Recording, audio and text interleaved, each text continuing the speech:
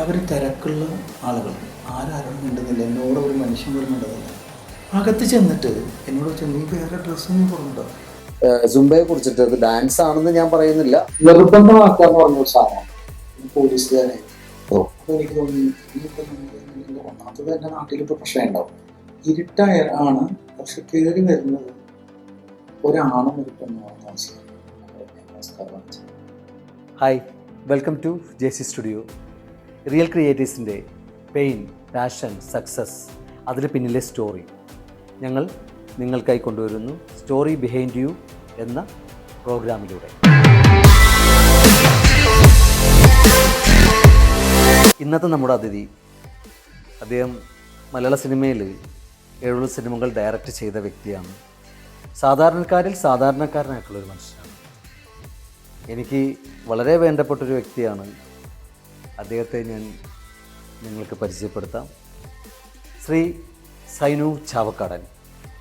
സൈനുക നമസ്കാരം. സച്ചിൻ.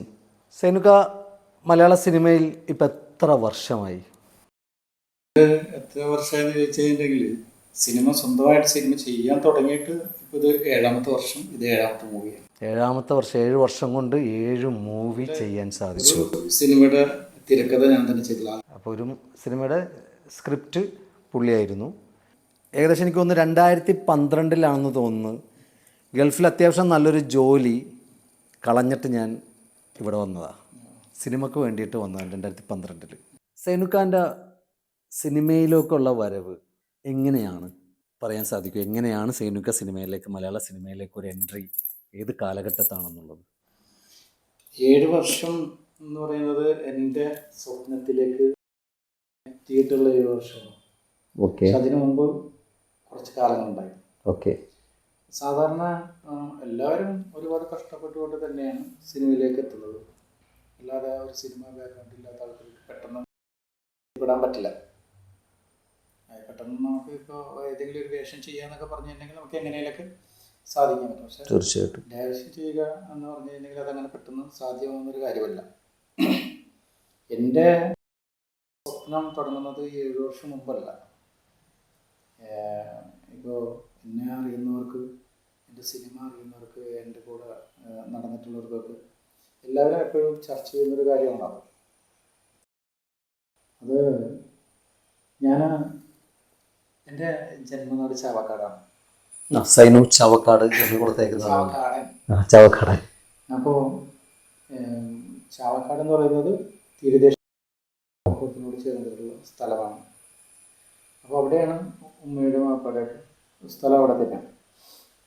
അപ്പോൾ അവിടെ അങ്ങനെ എപ്പോഴെങ്കിലും സിനിമ ഷൂട്ടിങ് നടക്കുക എന്നല്ലാതെ നാട്ടിൽ അങ്ങനെ സംവിധായകൻ നടന്മാരോ അങ്ങനെയൊന്നും പ്രത്യേകിച്ച് അങ്ങനെ ഇല്ല. തീർച്ചയായിട്ടും ഇങ്ങനത്തെ ഒരു സ്ഥലമാണ്. അപ്പോൾ എൻ്റെ വീടിൻ്റെ അടുത്ത് ഒരു നാടക കളരിയുണ്ട്. ഞാൻ 4ാം ക്ലാസ്. നാടക കളരി എന്ന് പറഞ്ഞിട്ടുണ്ടെങ്കിൽ ഒരു ഓടിട്ടിട്ടൊരു വീടാണ് സംഭവം. അതിനകത്ത് ഒരു കഥയൊക്കെ എഴുതുന്ന ഒരാളുണ്ട്, നാടകങ്ങളൊക്കെ എഴുതുന്ന ഒരാളുണ്ട്. അദ്ദേഹത്തിൻ്റെ പേര് കുറുപ്പ് എന്നാണ്. അപ്പോൾ അദ്ദേഹം ഇതിങ്ങനെ ഇടയ്ക്കിങ്ങനെ വായിക്കും, കുറേ സാധനങ്ങൾ എഴുതുക. അപ്പോൾ മരത്തിൻ്റെ ഒരു ജനലാണുള്ളത്. ഞാനെപ്പോഴും ഈ ജനലിൻ്റെ അവിടെ ഉണ്ടാവും. അപ്പോൾ ഇയാൾ പറയുന്നത് ഇങ്ങനെ ഒറ്റയ്ക്ക് നമ്മൾ കേൾക്കാനായിട്ട് അങ്ങനെ നിൽക്കും. അങ്ങനെ അവിടെ നാടകം റിഹേഴ്സൽ ഉണ്ടാവും. അപ്പം ഞാനിതൊക്കെ ഏറ്റവും രസം എന്ന് വെച്ചിട്ടുണ്ടെങ്കിൽ, അവർ നാടകം പഠിക്കുന്നത് പോലെ തന്നെ ഞാനിതെല്ലാം പഠിച്ചിട്ടുണ്ടാവും. ഞാൻ വീട്ടിൽ പോയിട്ട് ഇതെല്ലാം ചെയ്ത് നോക്കും, എല്ലാം ഞാൻ ചെയ്തു നോക്കും. അപ്പം അന്ന് വിചാരിക്കുന്നത് എനിക്കിതുപോലൊക്കെ ചെയ്യാൻ കഴിയും എന്നുള്ളതാണ്, അഭിനയിക്കാൻ കഴിയും എന്നുള്ളതാണ് അന്ന് എൻ്റെ ചിന്ത. ഈ സമയത്താണ് അവിടെ എൻ്റെ നാട്ടിൽ എൻ്റെ വീടിനടുത്ത് ഒരു സിനിമ ഷൂട്ടിംഗ് ചെയ്തത്. അതിൻ്റെ പേര് ദാദ എന്നാണ്. ഇതിന്റെ സംവിധായകൻ PG Vishwambharan sir, Babu Antony sir, അതുപോലെ കൽപ്പനച്ചി, അതുപോലെ ഒട്ടുമിക്ക നടന്മാരും അതിനകത്തുണ്ട്. ആ സമയത്ത് എനിക്ക് ഞാൻ ഈ പറയുന്നത് പോലെ ഞാൻ 4ാം ക്ലാസ് കഴിയുന്ന സമയമാണ്. അപ്പോൾ ഷൂട്ടിങ്ങിൽ വന്നെന്ന് പറഞ്ഞപ്പോൾ പൊതുവെ നമ്മൾ അതിൻ്റെ കൂടെയാണ്. നമ്മുടെ ഒരു സ്ഥലമാണ്. ഇപ്പോഴും ഒരു പേര് ചാത്തൻകോളി എന്നാണ്. ഇതെന്തോ Chathan colony. Chathan colony. Cinema തന്നെ ചാത്തൻ കോളനിയിലെ ദാദ ഭരതൻ കുഞ്ഞ്, ഇതാണ് അതിന്റെ വെട്ടുകാടന്റെ മകൻ. ഓ ഓ ഓ. അപ്പൊ എനിക്ക് ഈ പറയുന്ന പോലെ ഇപ്പൊ അതിനകത്തുള്ള സിനിമ കണ്ടിട്ടല്ലെങ്കിൽ പോലും ആ ഡയലോഗുകളൊക്കെ ഇപ്പോഴും എനിക്ക് അറിയാൻ പറ്റും. അങ്ങനെ ആ ഒരു പവർ എനിക്ക് അന്നേ ഉണ്ട്. അപ്പോ ആ സിനിമയുടെ കൂടെ എന്ന് പറഞ്ഞിട്ടുണ്ടെങ്കിൽ അവിടുത്തെ എല്ലാ കാര്യങ്ങളും ചെറുതാണെങ്കിലും നമ്മൾ ഞാൻ പോവാത്തതിന് എൻ്റെ വാപ്പത്തല്ലാത്തത് ആ ഒരു കാര്യത്തിന് മാത്രം. ആ ഷൂട്ടിങ് സമയത്ത് ഏതാണ്ട് 19-18 ദിവസം ഞാൻ സ്കൂളിലേക്ക് പോയി. അപ്പോൾ എനിക്ക് അനിയനുണ്ട്, ജ്യേഷ്ഠനുണ്ട്, അവർ സ്കൂളിൽ പോകും. എനിക്ക് ഞാൻ എല്ലാ കാര്യങ്ങളും അറേഞ്ച് ചെയ്ത് കൊടുക്കും. അവിടെ ഡാൻസ് ഉണ്ട്, ആക്ച്വലി കോവിലിൽ എന്നൊക്കെ പറഞ്ഞിട്ട് കൽപ്പന വെച്ചൊക്കെ ഡാൻസ് ആടുന്നത്.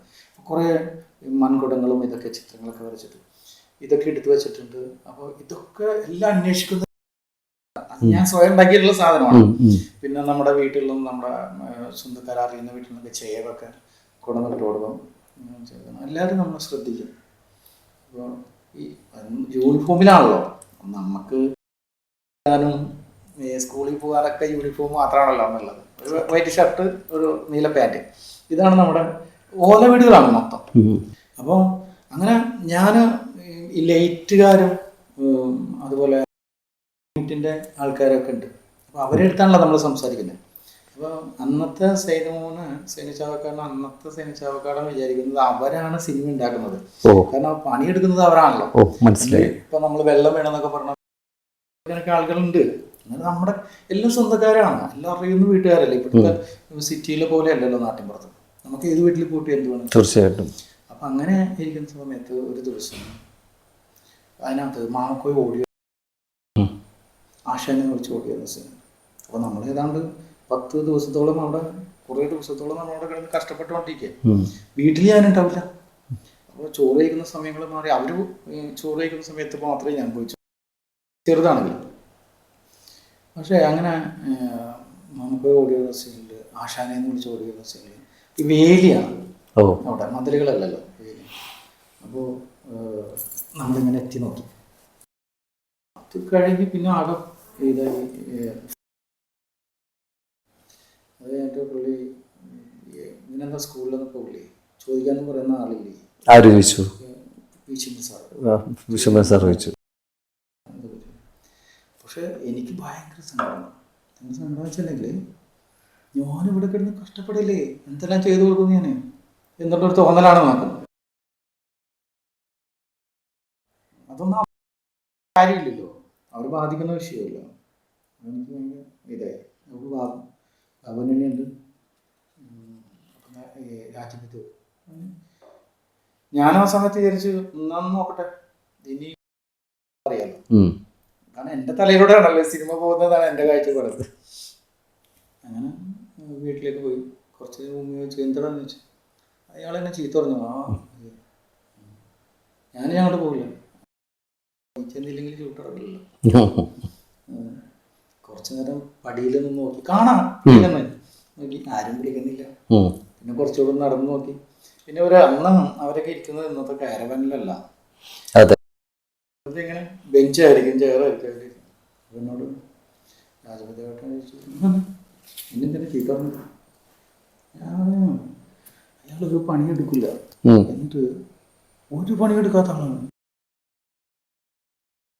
പറഞ്ഞു. അപ്പോൾ ഒരു പറഞ്ഞു അയാള് മോനെ മാത്രമല്ല എല്ലാവരും ചീത്ത പറയും, ഞങ്ങളെയും ചീത്ത പറയും. അതാണ് ഡയറക്ടർ. ശരിക്കും അത്രയും ദിവസമായിട്ട് ഡയറക്ടറെ ഞാൻ അവിടെ നിന്ന് ശ്രദ്ധിച്ച് നോക്കുമ്പോൾ ശരിക്കും ഇയാളാണ് ഇതെല്ലാം ചെയ്യുന്നത്. ആ ഒരു സാധനം അന്ന് ഞാൻ വിചാരിച്ചു അതൊരു തിരിച്ചറിവായിരുന്നു. ഇനി ഞാൻ നടനല്ല വേണ്ടി, നടന ചീത്ത പറയാൻ ആളുണ്ടല്ലോ, അതിന് മേലൊരാളുണ്ട് ഡയറക്ടർ. എനിക്ക് ഡയറക്ടറായി മതി. പക്ഷെ അതൊരു ചിന്ത മാത്രമേ. ആ ചിന്ത കൂടുതൽ പുള്ളിയെ ശ്രദ്ധിക്കാൻ ചെറുതാണ്, 5ാം ക്ലാസ്സിലാവണമല്ലോ. അത് കഴിഞ്ഞും ഷൂട്ടിങ്ങുകാരെല്ലാവരും അവിടെ നിന്ന് പോയി. അപ്പം അന്ന് ആരോട് ചോദിച്ചു കഴിഞ്ഞാലും നിങ്ങളുടെ വീട് എവിടെ ചോദിച്ചിട്ടുണ്ടെങ്കിൽ കൊച്ചി, എറണാകുളം. ഷൂട്ടിങ്ങുകാർ പോയി കഴിഞ്ഞപ്പോൾ എനിക്ക് പ്രശ്നമായി. ഞാൻ സ്കൂളിൽ പോയി കഴിഞ്ഞാൽ പഠിക്കില്ല, വീട്ടിൽ മര്യാദക്ക് ഭക്ഷണം കഴിക്കില്ല. എനിക്കിവരെ കാണണം, എനിക്ക് എങ്ങനെയെങ്കിലും ഇവരെ. അത് ഒരു വലിയ അന്നെന്നൊക്കെ പറഞ്ഞാൽ നമുക്ക് എന്തെങ്കിലുമൊക്കെ ഞാൻ കഴിക്കഴിഞ്ഞ ഉസ്താദിൻ്റെ അടുത്ത് കൊണ്ടായിട്ട് ചിരടൊക്കെ പൊട്ടിക്കും. എൻ്റെ കൊച്ചിന് എന്തോ പറ്റിയെന്നാണ് വീട്ടുകാരെ ഇതിൽ. പിന്നെ എന്തോ പറ്റിയിട്ടുണ്ട് കാര്യമായിട്ട്, എന്തോ പറ്റി. ഒന്നാമത്തെ നമ്മുടെ മുസ്ലിം ഇതിൽപ്പെട്ട ആളുകളാണല്ലോ. അപ്പോൾ സിനിമ എന്നൊക്കെ പറഞ്ഞാൽ കുറച്ച് അകലെ നിൽക്കുന്ന ഒരു മേഖലയാണ്. പക്ഷേ എന്നെ അത് വല്ലാതെ പ്രശ്നത്തിലാക്കി. എൻ്റെ കാര്യം എറണാകുളം എന്നൊരു സ്ഥലത്ത് പോയി കഴിഞ്ഞാൽ ഇവരെ കാണാൻ പറ്റും എന്നുള്ളത്. അങ്ങനെ കുറച്ച് ദിവസമൊക്കെ അങ്ങനെ പോയി. എനിക്ക് എന്തൊക്കെ പ്രശ്നങ്ങളുണ്ട് എന്നുള്ള രീതിയിലേക്കൊക്കെ ഇങ്ങനെ ഉമ്മാക്കൊക്കെ പേടിയായി. എനിക്ക് എന്താ പറ്റിയത്, ഞാൻ ആരുടെ ഭക്ഷണം കഴിക്കണ്ട, ഒന്നും വേണ്ട, സിനിമയെ കുറിച്ച് മാത്രം പറഞ്ഞോണ്ടി. അപ്പം എൻ്റെ വിചാരം ഇതിപ്പോൾ റിലീസാവുമല്ലോ, ഈ സിനിമ ഇപ്പോൾ റിലീസാവും എന്നാണ്. അങ്ങനെ ഈ ചിന്ത ഇങ്ങനെ വെച്ചുകൊണ്ടിരുന്നിട്ട് അത് മൊത്തത്തിൽ കുടുംബത്തിനകത്ത് ഒരു ചർച്ച ഉണ്ടായിരുന്നു. ഈ പറഞ്ഞ പോലെ മീനിൻ്റെ ഒക്കെ ഏർപ്പാടായിരുന്നു. അപ്പം അതുകൊണ്ട് ഈ ഇതൊക്കെ ഉണ്ടാവും. പക്ഷെ ഞാൻ അതിനകത്ത് നിന്ന് കുറച്ച് ചില്ലറൊക്കെ സെറ്റാക്കി യൂണിഫോം ഇട്ട് നേരെ അഞ്ചങ്ങാടി എന്ന് പറഞ്ഞ സ്ഥലത്താണ് നമ്മുടെ സ്കൂൾ, ഗവൺമെൻറ് സ്കൂളാണ്. പക്ഷെ അത് കഴിഞ്ഞിട്ട് ശരിക്കും ഒരു 2-3 കിലോമീറ്റർ വേണം മൂന്നാങ്കല്ല് എന്ന് പറയുന്നത്, ചേറ്റുവ. അവിടെ നിന്നാണ് എറണാകുളം വണ്ടി കിട്ടുള്ളൂ. അങ്ങനെ ഞാൻ സ്കൂളിലേക്ക് പോകുന്നത് ഞാൻ അവിടം വരെ നടന്നു പോയിട്ട് എറണാകുളം ബസ്സിനകത്തോട്ട് കയറാം. എറണാകുളം ബസ്സിന് അന്ന് സ്കൂൾ യൂണിഫോമിൽ കുട്ടി ബസ്സിലേക്ക് കയറി കഴിഞ്ഞിട്ടുണ്ടെങ്കിൽ അവരന്വേഷിക്കും നീ എന്താണ്. അങ്ങനെ എന്തൊക്കെയോ പറഞ്ഞു അവർ. പ്രശ്നം അതായത് എന്നെ ശ്രദ്ധിക്കുന്നത് ചേറ്റുവ കഴിഞ്ഞ് കുറെ കഴിഞ്ഞിട്ടാണ് എന്നെ ഒറ്റക്കാണെന്ന് മനസ്സിലാവുന്നത്. അങ്ങനെ അവര് ഭയങ്കര ഇതൊക്കെ പറഞ്ഞു. ഞാൻ പറഞ്ഞില്ല, എൻ്റെ വാപ്പ അവിടെ നിൽപ്പുണ്ട് എന്നൊക്കെ പറഞ്ഞ് ഒരുപാട് സംഭവങ്ങൾ പറഞ്ഞു. സ്ഥലം ഏതാണ്, ഏതാണെന്നൊക്കെ ചോദിച്ചു. അവരെ കച്ചേരിപ്പടി എന്ന് പറയുന്നത്. സിനിമാക്കാരെ കേട്ടത്. സിനിമാക്കാരെ വായെന്ന് കേട്ടിട്ട് ഈ ഡ്രൈവർ ചോദിച്ചു എൻ്റെ അടുത്ത്. ഞാൻ പറഞ്ഞു ഞാൻ സ്ഥലത്തിന്റെ പേര് എനിക്ക് ഇതില്ല. അപ്പോൾ എന്തെന്നാണ് ആ സ്ഥലത്തിന്റെ പേര്? ഹൈക്കോട്ടാണോ? അല്ല, കച്ചേരിപ്പടി തന്നെ. അത് തന്നെയാണ്. അങ്ങനെ ഞാൻ എറണാകുളത്ത് വന്നിറങ്ങി. ശരിക്കും അവിടെ നിന്ന് ഒരു വലിയൊരു ലോകത്തിലേക്ക് ഞാൻ വരിക. അപ്പോൾ അവിടെ വന്ന്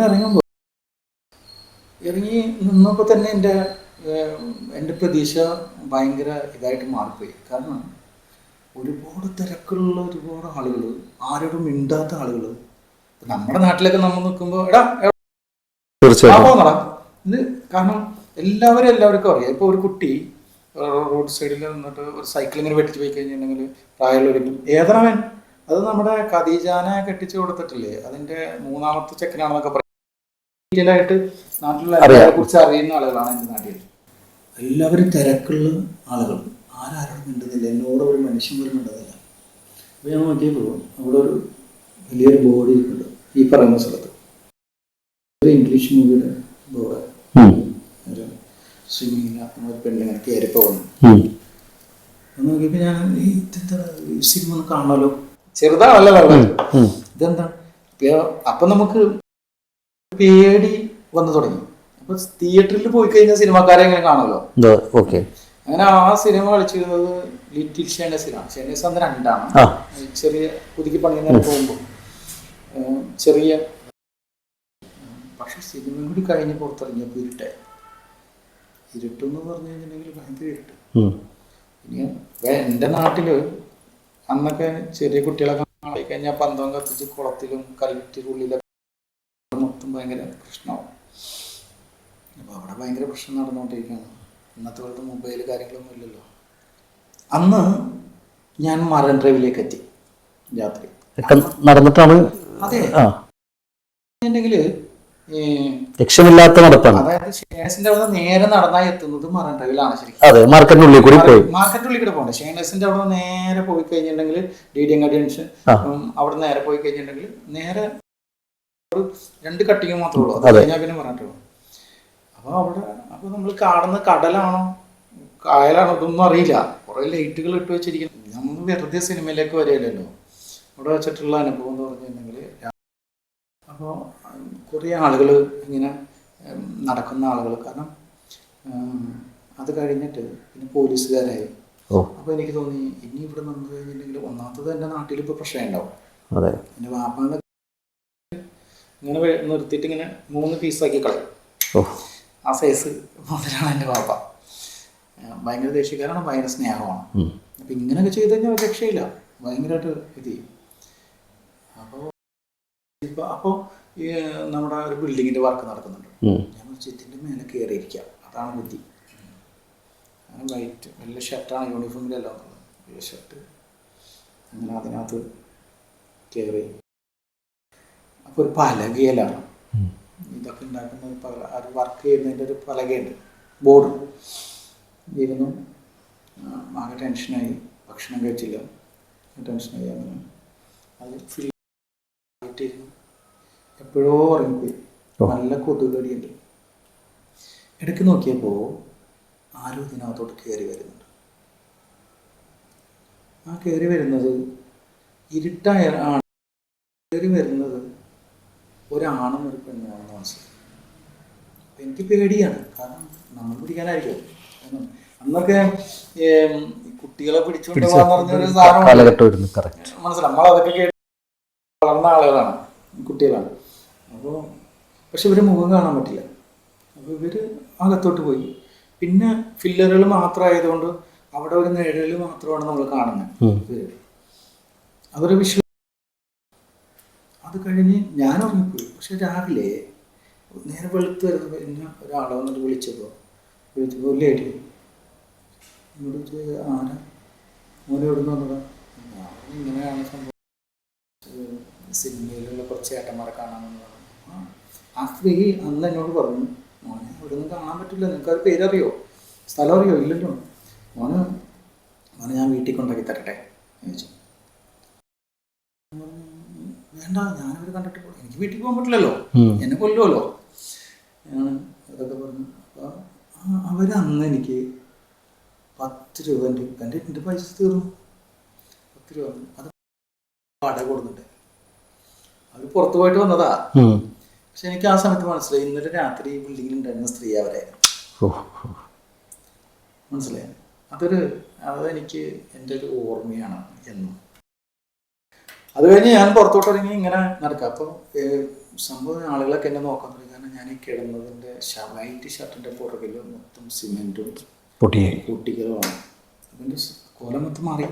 എൻ്റെ കയ്യിൽ 10 രൂപ എന്ന് വെച്ചിട്ടുണ്ടെങ്കിൽ സെറ്റാണ്. അങ്ങനെ പേടിയാണ്. കാരണം എൻ്റെ ബാപ്പ എന്ന് പറഞ്ഞിട്ടുണ്ടെങ്കിൽ ബാപ്പ മാത്രമല്ല, ഈയമാരുണ്ട്, അതുപോലെ മക്കള്, കൃഷ്ണമക്കള്, അങ്ങനെ കുറേ ആളുകളുണ്ട്. ഇവരൊക്കെ എന്ന് പറഞ്ഞിട്ടുണ്ടെങ്കിൽ നമ്മൾ അടിക്കുവന്ന്, നല്ല അടി അടിക്കും. അപ്പം അത് പേടിയുണ്ട്. വീട്ടിൽ ഉമ്മാൻ്റെ സ്ഥിതി എന്താണെന്ന് അറിയില്ല. കാരണം കഴിഞ്ഞാൽ വലിയ വാർത്തയായിരിക്കേ, വലിയ പ്രശ്നമായിരിക്കും, നാട്ടിൽ വലിയ പ്രശ്നമായിരിക്കും. അങ്ങനെയൊക്കെ സംഭവം ഉണ്ടായി. പക്ഷെ ഞാൻ അവിടെ വെച്ചിട്ട് ഞങ്ങൾ കണ്ടുപിടി. അപ്പോൾ എൻ്റെ നാട്ടിലുള്ള ആളാണ്, എനിക്ക് ചെറുതായിട്ട് ഒരു ബന്ധമുള്ള ആളാണ്. പുള്ളി എന്നോട് ചോദിച്ചു, എന്ത് പണിയുടെ മോനെ നീ ചെയ്തത് എന്ന് ചോദിച്ചു. ഞാൻ ഇനിയിപ്പോൾ എന്താ വെച്ചാൽ, അപ്പോൾ പുള്ളി എന്നോട് പറഞ്ഞ വേറെ ഒരു മാർഗ്ഗമാണ്. പുള്ളി പറഞ്ഞു, ഇപ്പം നീ നാട്ടിൽ പോയാൽ ആ ഒരു പ്രശ്നമാവും, അപ്പോൾ അതുകൊണ്ട് ഒരു കാര്യം ചെയ്യും, അക്കൗണ്ടിലാണ് വർക്ക് ചെയ്യുന്നത്. എന്നെ ഒന്നും വർക്കിന് കയറ്റാൻ പറ്റില്ല, കാരണം പോലീസുകാർ സമ്മതിക്കില്ല. പക്ഷെ ഞാൻ അകത്ത് നിനക്ക് എന്തെങ്കിലും ജോലി കിട്ടുമെന്ന് നോക്കട്ടെ, എന്നിട്ട് കുറച്ച് ദിവസം ഇവിടെ നിന്നിട്ട് എൻ്റെ ഒരു അകത്ത് എന്തുകൊണ്ടാ നിൻ്റെ വാപ്പാടത്തൊക്കെ സംസാരിച്ചിട്ട് നാട്ടിലേക്ക് പോവാം, അല്ലെങ്കിൽ ഭയങ്കര പ്രശ്നമാണെന്നൊക്കെ പറഞ്ഞു. അങ്ങനെ അവിടെ ചെന്ന് അവിടെ നിന്ന് ജീവിതം പഠിക്കുകയാണ്. ഈ പിറ്റേ ദിവസത്തെ കാര്യമായിട്ട് പറയണം, മനസ്സിലായി. പിറ്റേ ദിവസമാണ് ഈ പറയുന്നത്. അവിടെ ചെന്ന് ഒരു റെസ്റ്റോറൻറ്റിലേക്ക് പോകുന്നു. ചെന്ന് നോക്കിയപ്പോൾ വലിയ സെറ്റപ്പ് ഒന്നുമല്ല, പഴയ ഒരു സാധനമാണ്. ചെന്നു ഞാൻ ചോദിച്ചു, എനിക്ക് എന്താണ് ജോലി, എന്താണ്? അപ്പോൾ എന്നോട് ഇവിടെ എന്ത് പണി കൊടുക്കേണ്ടി വരും, പുറത്തേക്ക് നിനക്ക് വർക്ക് ചെയ്യാൻ പറ്റില്ല, കാരണം കുട്ടികളെ കൊണ്ട് ജോലി ചെയ്യിക്കാൻ പറ്റില്ലല്ലോ. പക്ഷെ ഞാൻ പറഞ്ഞു, എനിക്ക് ആൾക്കാരെ കാണാൻ പോകാൻ പറ്റില്ല. അപ്പോൾ പുള്ളി ഭയങ്കര സപ്പോർട്ട്, എല്ലാ സിനിമ ഉള്ള സ്ഥലങ്ങളറിയാം, ഞാൻ എന്നെ കൊണ്ടുപോകാം എന്നൊക്കെ പറഞ്ഞു. അപ്പം ഞാൻ വലിയ പ്രതീക്ഷ, എന്ത് പണിയെടുത്താലും വേണ്ടില്ല, എങ്ങനെയായിരുന്നു. അകത്ത് ചെന്നിട്ട് എന്നോട് വെച്ചാൽ, നീ വേറെ ഡ്രസ്സൊന്നും കൊടുക്കണ്ടോ? ഇല്ല. പക്ഷെ എന്താ ചെയ്യുക, അതൊക്കെ ഞാൻ എടുത്തു കഴിഞ്ഞിട്ടുണ്ടെങ്കിൽ മടക്കിയിടുകണം. ഓക്കെ, മനസ്സിലായോ? അങ്ങനെ അതെന്തെങ്കിലുമൊക്കെ ചെയ്യാന്ന് പറഞ്ഞു. അങ്ങനെ എനിക്ക് ആ ജോലി കാണിച്ചു തന്നു. ആ റെസ്റ്റോറൻറ്റിൻ്റെ പുറത്തിൻ്റെ അതല്ല, അതിനകത്തൊരു ലോകമുണ്ട്. മനസ്സിലായി. ആ ലോകത്തിനകത്ത് ഇന്നും എൻ്റെ കണ്ണിലുള്ള സാധനമാണ്. ഒരു പ്രത്യേകമായിട്ട് തരംതിരിച്ചിട്ടൊരു സ്ഥലം. അതിനകത്ത് കാഞ്ഞടിച്ച് വരും. അവിടെ ഒരു വലിയൊരു ചെമ്പരിപ്പുണ്ട്. അത് ഞാൻ കഴുകണമെങ്കിൽ അതിനകത്ത് ഇറങ്ങിയിരുന്ന് കഴുകണം. കാര്യം അതിങ്ങനെ ചോറൊക്കെ ഇങ്ങനെ വാർത്തെടുക്കുന്ന സാധനമാണ്. മനസ്സിലായി. ഞാൻ ആലോചിച്ച്. പിന്നെ ഏറ്റവും രസം എന്ന് വെച്ചിട്ടുണ്ടെങ്കിൽ ഇതിലൊരു ബോക്സിൽ ഒരു നീല കളർ സോപ്പ് ഇരിപ്പുണ്ട്. അതിന് മേലെ ഒരു ഇതൊക്കെ എല്ലാം കൂടി ഇത് ചെയ്തിട്ടുള്ള ഒരു ചകിരി, ഒരു മിശ്രിതം എന്ന് പറയുന്ന സാധനം. ഞാനിങ്ങനെ ആലോചിച്ചത്, എൻ്റെ മാപ്പ എങ്ങനെ ഇത് കണ്ടാല് പുള്ളി ചങ്ക് കൂട്ടി വെച്ചു. ഞാൻ എന്തിന് അപ്പോൾ അപ്പോഴും എൻ്റെ മനസ്സിൽ എനിക്ക് ഡയറക്ടർ ആവണം, എനിക്ക് സിനിമക്കാരനാവണം, സിനിമ പഠിക്കണം, ഇതിനാണല്ലോ അതൊക്കെ ചെയ്യുന്നത്. ഞാനിതിങ്ങനെ ഇത് ഭയങ്കര ടെൻഷനായിട്ട് നിൽക്കുമ്പോൾ എന്നോട് നിന്നെ വിളിക്കേണ്ടത് പറഞ്ഞു. എന്നോട് ചോദിച്ചു, നീ വേറെ ഡ്രസ്സ് ഉണ്ടോ? ഇല്ല. നീങ്ങടോ? പറഞ്ഞു, നിനക്ക് നല്ല ജോലി കിട്ടാൻ സാധ്യത കേട്ടോ. അപ്പം എൻ്റെ നെഞ്ചൊക്കെ ഒരു കൂരുപോർത്ത് നെഞ്ചാണെങ്കിലും ഉള്ള നെഞ്ച് ഞാനിങ്ങനെ ഉയർത്തി പിടിച്ചാൽ നടക്കുള്ളൂ. കാരണം ഞാൻ ബാബുവിനെയാണല്ല. ബാബുവിനോട് സിനിമ എന്ന് പറഞ്ഞിട്ട് എനിക്ക് ബാബുവിന് ഭയങ്കര ഇഷ്ടമാണ്. കാരണം ബാബുവിൻ്റെ കൂടെ ആയിരുന്നല്ല. അപ്പം ഞാനിങ്ങനെ ഉള്ള നെഞ്ചിങ്ങനെ പൊക്കി പിടിച്ചോളും. എന്നോട് പറഞ്ഞു, ഇവിടെ കുറേ ആളുകൾ ഭക്ഷണം കഴിച്ചിട്ട് പോകുമ്പോൾ പൈസ തരാതെ പോകുന്നുണ്ട്. അതുകൊണ്ട് നിന്നെ കണ്ടു കഴിഞ്ഞാൽ നിന്നെ കൊണ്ട് പറ്റും. ആരെങ്കിലും കാശ് തരാതെ പോകുന്നുണ്ടെങ്കിൽ അപ്പം ഞാൻ ചെയ്തോളാം. ഓക്കെ, മറ്റേ പണി ചെയ്യണ്ടല്ലോ, ഇതവണ കൂടെ വെറുതെ നിന്നാ മതിയല്ലാന്നൊക്കെ വിചാരിച്ചു. കുറെ നേരം നിന്നു. പിന്നെ അപ്പൊ ഇതിനിടക്ക് ഒരു കപ്പലണ്ടി വെക്കുന്ന ഒരാളുണ്ട്. വരുമ്പോഴേ അയാളെ ശ്രദ്ധിച്ചാണ്. അയാളെ മുടിയൊക്കെ ഇങ്ങനെ ചുമന്നിരിക്കുക. അപ്പോൾ ഇയാൾ ഇവിടെ ചാടിക്കാൻ ചേട്ടൻ മുടി എങ്ങനെയാണ് ചുമന്നിരിക്കുന്നത്. ഒരു പൗഡർ ഉണ്ട്, അത് ഇങ്ങനെ വെള്ളത്തിൽ ഇത് ചേട്ടാ കുറച്ച് റൂമിലിരിപ്പുണ്ട്, ഞാൻ വരുമ്പോണ്ട്. അങ്ങനെ അയാളത്ത് 2 പ്രാവശ്യം പോയി ചോദിച്ചപ്പോൾ അയാൾ പോയി അവിടെ എടുത്തു കൊടുക്കണം. ഞാനിത് മൊത്തം വെള്ളത്തിലിട്ട് തലി തേച്ച് അതപ്പോൾ ചോക്കൂല. പോയിട്ട് കണ്ണെടുത്ത് നോക്കുമ്പോൾ ചോന്നിട്ടില്ല. അങ്ങനെ രാത്രിയായി. ഭക്ഷണമൊക്കെ നേരത്തിന് കഴിക്കാൻ തുടങ്ങി. എല്ലാം ഒക്കെയാണ്. പക്ഷെ എനിക്ക് പേടി, വീട്ടിലത്തെ സംഭവങ്ങൾ പേടി, സിനിമക്കാരും കാണാൻ പറ്റുന്നില്ല, അങ്ങനെ ഒരു സംഭവം. അങ്ങനെ കുറച്ച് കഴിഞ്ഞപ്പോൾ പറഞ്ഞാലോ ഉറക്കം വരെ ഉണ്ടെങ്കിൽ നിന്നുറങ്ങണ്ട, ചെറിയ ഇരുന്നോ, എന്നിട്ട് ഉറങ്ങിക്കോ. അങ്ങനെ ഞാൻ ഇരുന്നു. കുറച്ച് കഴിഞ്ഞപ്പോൾ ഒരാൾ വന്നിട്ട് ഇങ്ങനെ തട്ടി. കണ്ണ് തുറന്നിട്ട് വാപ്പ വീട്ടിലേക്ക് വിരച്ചിട്ട് എന്നെ കൂടെ നിർത്തിയിട്ടുള്ളത്. അപ്പൊ ഞാൻ വിചാരിച്ചു വാപ്പ എന്നെ തല്ലി ഇത് ചെയ്യുന്നു. പിന്നെ വണ്ടിയിൽ പോകുന്നുണ്ട്, നമ്മളൊന്നും അറിയണില്ല. നേരം വിളിച്ചപ്പോൾ ഈ കറക്റ്റ് വിഷ്വൽ എന്ന് പറഞ്ഞിട്ടുണ്ടെങ്കിൽ പായാണ്, കട്ടിലല്ല, പായൽ കിടക്കുമ്പോൾ നാട്ടിലുള്ള മൊത്തം കുട്ടികൾ വന്നിട്ട് ഇങ്ങനെ നോക്കിക്കുക. ജനൽ വഴി ഇങ്ങനെ പനമ്പൊക്കെ കട്ടികളല്ല, ഇങ്ങനെ നോക്കിക്കുക. ഉറക്കത്തിന് അനുസരിച്ച് നോക്കിയപ്പോൾ നിറച്ച് കുട്ടികൾ ഒരു ജീവനെ കൊടുത്തിരിക്കല്ലേ. കാണാതെ പോയാൾ തിരിച്ചു വന്നു പറഞ്ഞാൽ ഭയങ്കര. അങ്ങനെ ഇത് ചെയ്തു. ഇങ്ങനെ നോക്കി, പിള്ളേരൊക്കെ നോക്കി. അത് കഴിഞ്ഞിട്ട് അപ്പൊ എനിക്ക് മനസ്സിലായി എൻ്റെ വീട്ടിലല്ല, മൂത്താപ്പയുടെ വീട്ടിലാണുള്ളത്. അങ്ങനെ പോയി ചോദിച്ചപ്പോൾ എല്ലാവരും ഇങ്ങനെ നോക്കി. അപ്പൊ എന്നോട് പറഞ്ഞ ഇക്കാരൊക്കെ ഇപ്പൊ വരും, നിനക്ക് ഇടുപ്പ് വെച്ചിട്ടുണ്ട്, നിന്റെ സുന്നത്ത് ഇനിയും കഴിക്കാൻ വേണ്ടി പോവാടാ. അങ്ങനെയാണ് പറഞ്ഞേ. എന്നെ നിങ്ങൾ ഒന്നും കൂടി സുന്നത്ത് കഴിക്കാൻ വേണ്ടി പോവാ, ഇപ്പൊ വരും എല്ലാവരും, നീ കുളിച്ച് റെഡി ആയിക്കും. ഞാൻ അവിടെ നോക്കിയപ്പോ ഞാൻ ഞെട്ടിപ്പോയി. എൻ്റെ മുടിയൊക്കെ മൊത്തം ചുവന്നിരിക്കാം.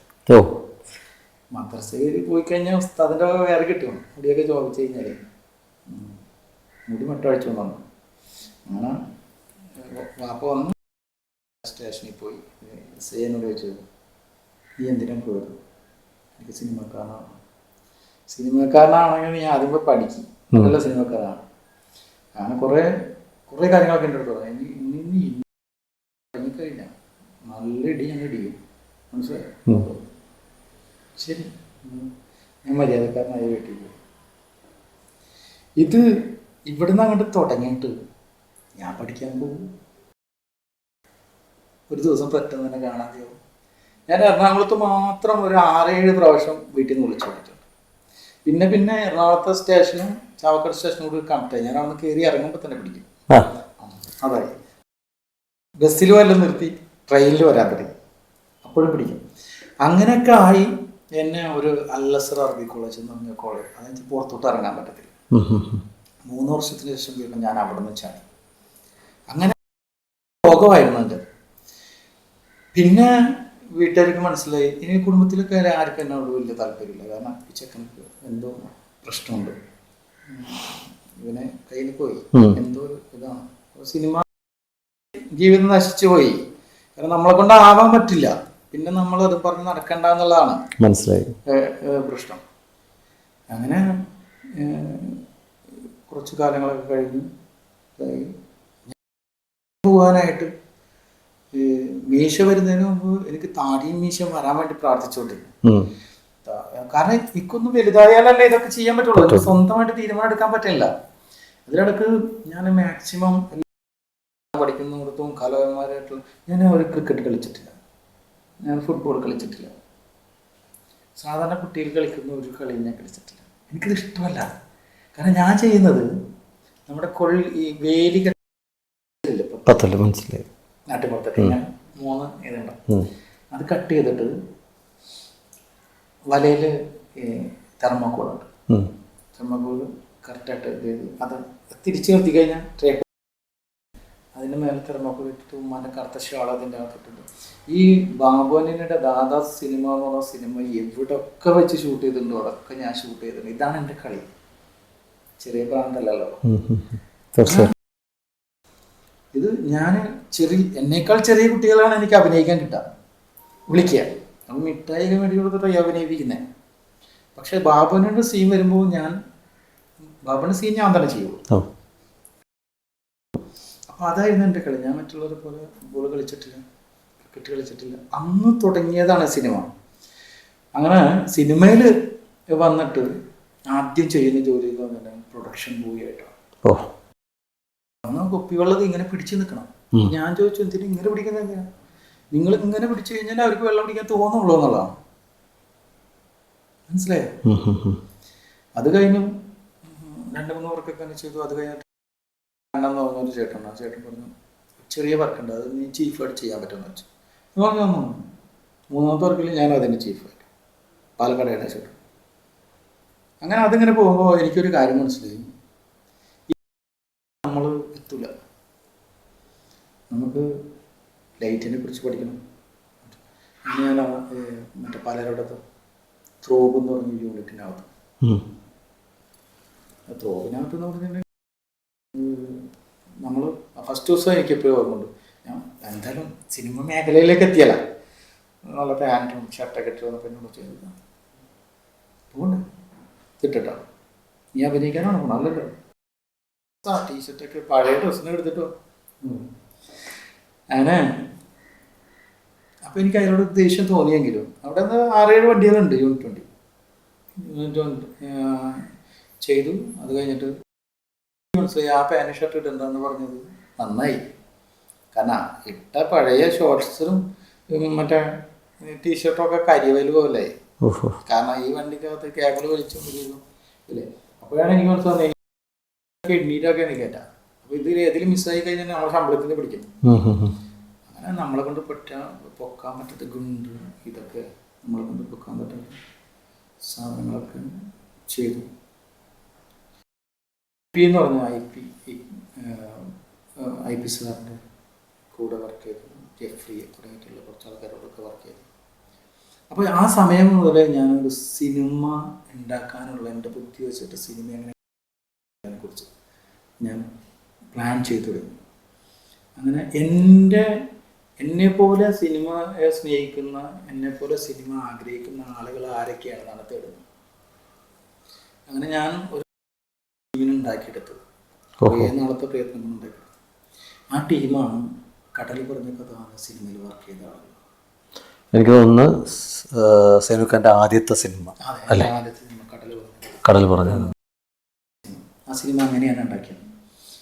അങ്ങനെ ഞങ്ങളെല്ലാവരും കൂടിയിട്ട് ഇത് ചെയ്തിട്ട് ഒരു നിർമ്മാതാവിനെ കണ്ടെത്തിയിട്ട് ഞങ്ങളെല്ലാവരും പുള്ളിയുടെ അടുത്ത് പറയണേ ഞങ്ങൾക്ക് ഇന്ന കാര്യങ്ങൾ ചെയ്യാൻ പറ്റും, ഇന്നതുപോലെയാണ്. അങ്ങനെയാണ് ആദ്യത്തെ. ഇതാണ് എൻ്റെ വരവെന്ന് പറയുന്നത്. അപ്പം സിനിമയ്ക്ക് വേണ്ടിയിട്ട് ഇപ്പോൾ പറഞ്ഞ പോലെ ദുബായിൽ അവിടെ നിന്ന് അതൊക്കെ ഒഴിവാക്കി വന്നെന്ന് പറയുമ്പോൾ ഞാൻ സിനിമയ്ക്ക് വേണ്ടി മാറ്റിവെച്ചത് എൻ്റെ ചെറുപ്പകാലം മുഴുവൻ ഞാൻ അതിന് വേണ്ടിയിട്ട് മാറ്റിവെച്ചത്. ഇന്ന് എൻ്റെ സ്വന്തക്കാർക്ക് ഫാമിലിക്കൊക്കെ എൻ്റെ പ്രവർത്തനത്തിലൊക്കെ സന്തോഷമുള്ള ആളുകളാണ് എല്ലാവരും. സന്തോഷമുള്ള എനിക്കിപ്പോഴും എൻ്റെ ആദ്യത്തെ സിനിമയുടെ ടൈറ്റിൽ എഴുതി കാണിക്കുമ്പോൾ സൈനിക് ചാവക്കാട് മറ്റേ ലാലേട്ടൻ പറഞ്ഞല്ലേ കൊമ്പനെ നെറ്റി മുമ്പിൽ നാടിൻ്റെ പേര് കൊണ്ട് നടക്കുന്നവനാണ് ഞാൻ. എൻ്റെ നാടിനോട് എനിക്ക് ഒരു അവസാനിക്കാത്ത പ്രണയമാണ് എൻ്റെ നാടിൻ്റെ അടുത്ത്. കാരണം എൻ്റെ നാട്ടിൽ ആളുകളാണ് കൂടുതൽ, തീർച്ചയായിട്ടും ചാവക്കാട് പ്രവാസികൾ എന്ന് പറയാം. പക്ഷെ അവരൊക്കെ 2 വർഷം കൂടുമ്പോൾ 3 വർഷം കൂടുമ്പോൾ ഒരു നാട്ടിലേക്ക് എത്തും. മനസ്സിലായി? ഞാൻ കഴിഞ്ഞ 28-29 വർഷം എനിക്ക് പോകാൻ പറ്റുന്നത്. പോകുന്നത് ഒരു അതിഥിയായിട്ടാണ് പോകുന്നത്. മനസ്സിലായി. എനിക്ക് ആ നാട്ടിൽ ജീവിക്കാനാണ് ഇഷ്ടം. ഞാൻ മരിച്ചു കഴിഞ്ഞാൽ എന്നെ അടക്കം ചെയ്യേണ്ടത് അവിടെയാണ്. പക്ഷെ എനിക്ക് അവിടേക്ക് എത്തണമെന്നുണ്ടെങ്കിലും പൂർണ്ണമായിട്ടും എൻ്റെ ലക്ഷ്യത്തിലേക്ക് എത്തി എന്ന് എനിക്ക് ബോധ്യമായിട്ട് പോകണം എന്നുള്ളതാണ് എൻ്റെ ആഗ്രഹം. ഞാൻ ഈ അവിടെ നാട്ടിലേക്കൊക്കെ പോകുന്ന അവിടെ ചന്ദനക്കുടി നിറച്ച ആന, ചെണ്ട, കൊട്ടൽ ഇതൊക്കെ എനിക്ക് ഭയങ്കര ഇഷ്ടമാണ്. ഇപ്പോഴും ഞാൻ ജനുവരി 27, 28, ഫെബ്രുവരി 6, 7 ഇതൊക്കെ അവിടുത്തെ ഉത്സവങ്ങളാണ്. ഈ ഉത്സവത്തിനൊക്കെ ഞാൻ പോകും. അതുപോലെ അവിടുത്തെ ക്ലബ്ബുകൾ, അവിടുത്തെ പരിപാടികൾക്കൊക്കെ ഞാൻ പോകാറുണ്ട്. എന്നെ ക്ഷണിക്കുന്ന പരിപാടികൾക്കൊക്കെ പോകാറുണ്ട്. അതുപോലെ ഈ ആന, ചെണ്ട, കൊട്ട്, ഉത്സവം ഇതൊക്കെ ഭയങ്കര ഇഷ്ടമാണ്. അത് ചെറുപ്പം പോലെ ഞങ്ങളുടെ നാടെന്നൊക്കെ പറഞ്ഞു കഴിഞ്ഞാൽ ഇതുപോലെയാണ്. അപ്പോൾ ജനുവരി 27, 28, ഫെബ്രുവരി 6, 7 ഒക്കെ ഞങ്ങളുടെ നാട്ടിലെ ഉത്സവങ്ങളാണ് കൃത്യമായിട്ട്. അപ്പോൾ എന്നെ അറിയുന്ന നാട്ടിലുള്ള ആളുകൾക്കറിയാം ഇന്ന ദിവസങ്ങളിൽ ചാവക്കാടിന് അവിടെ എത്തും എന്നുള്ള ധാരണയുണ്ട്. അപ്പോൾ അത് എനിക്ക് അതിനോടൊക്കെയുള്ള താല്പര്യമാണ്. ഇവിടെയൊക്കെ ആണെങ്കിലും എല്ലാ ഉത്സവങ്ങളിലും ഞാൻ പോകും. പക്ഷെ ഇത്രയൊക്കെ ആണെങ്കിലും തൃശ്ശൂർ പൂരം ഞാനിതുവരെ സ്ഥിരമായിട്ട് തൃശ്ശൂർ പോകുന്നതാണ്. സ്വന്തം നാട്ടില് മണപ്പുറം ഞമ്മള് 28-29 വർഷമായിട്ട് ഇവിടെയുണ്ട്, എറണാകുളത്തുണ്ട്. ആലുവ മണപ്പുറത്ത് വെറുതെ എന്തെങ്കിലും ചർച്ച ചെയ്യാനായിട്ട് പോയി. അതെ, കാരണം ശരിക്കും ആഴ്ചയിൽ എന്ന് പറഞ്ഞ പോലെ വർക്ക് ഇല്ലാത്ത സമയത്ത് ആഴ്ചയിൽ ഒരു പ്രാവശ്യമാണ് പോകുന്നത്. പക്ഷെ ആലുവ ശിവരാത്രി ഞാൻ കണ്ടിട്ടില്ല. അന്നത്തെ ദിവസം ഇതുവരെ പോയിട്ടില്ല. ഞാൻ അതിൻ്റെ തൊട്ടടുത്തല്ലേ ഞാനുള്ളത്. ശിവരാത്രി അന്ന് ഞാൻ പോയിട്ടില്ല ഇതുവരെ. അപ്പോൾ ഇതെന്താണ് പോകാത്തെന്ന് ചോദിച്ചാൽ എനിക്ക് കാണാൻ ഇഷ്ടമുള്ളതായിട്ടല്ല, സാഹചര്യങ്ങൾ ആ സമയത്ത് ഒത്തു വരുന്നില്ല. അല്ല, സോറി, എനിക്കിഷ്ടമാണത് കാണാൻ. പക്ഷെ എനിക്ക് സമയമായിട്ടില്ല. തൃശ്ശൂർ പൂരം കാണാൻ എനിക്ക് ആഗ്രഹമുണ്ട്. നമ്മളെന്നും ചോദിച്ചിരിക്കില്ലല്ലോ, നമുക്ക് ചിലപ്പോൾ കാണാൻ പറ്റാതെ ഇരുന്നാലോ. ഞാൻ കാണുന്നത് നമ്മൾ ഒരു സ്ഥലത്ത് പോയി നിന്ന് കഴിഞ്ഞാൽ എന്നെ അറിയാത്ത ഒരു 10 പേർക്ക് എന്നെ തിരിച്ചറിയുന്ന കാലത്തെ ഞാനിതിലെണ്ണം കാണുള്ളൂ. തൃശ്ശൂർ പൂരം ഞാൻ ഉറപ്പിച്ചാലാണ് ഞാൻ സിനിമയിലൂടെ മനസ്സിലായി. അപ്പോൾ നമ്മൾ സിനിമാക്കാർക്കിടയിൽ നമ്മൾ ചെന്ന് കഴിഞ്ഞാൽ സൈനിക അല്ലെങ്കിൽ സൈനം എന്ന് പറയുന്ന ആളുകളുണ്ടോ?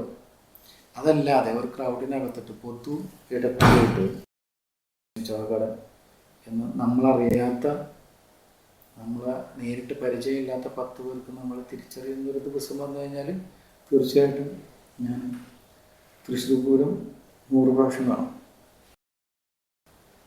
ഇതാണ് എൻ്റെ ഒരു ലെവല്. ഞാൻ അങ്ങനെയാണ് സിനിമ സ്നേഹിക്കുന്നത്.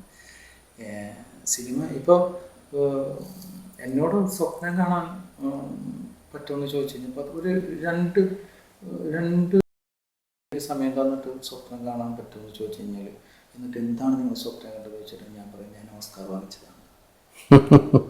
അതല്ലാതെ അതിൽ കുറഞ്ഞൊരു സ്വപ്നം എനിക്ക് കാണാൻ പറ്റില്ലെന്ന്.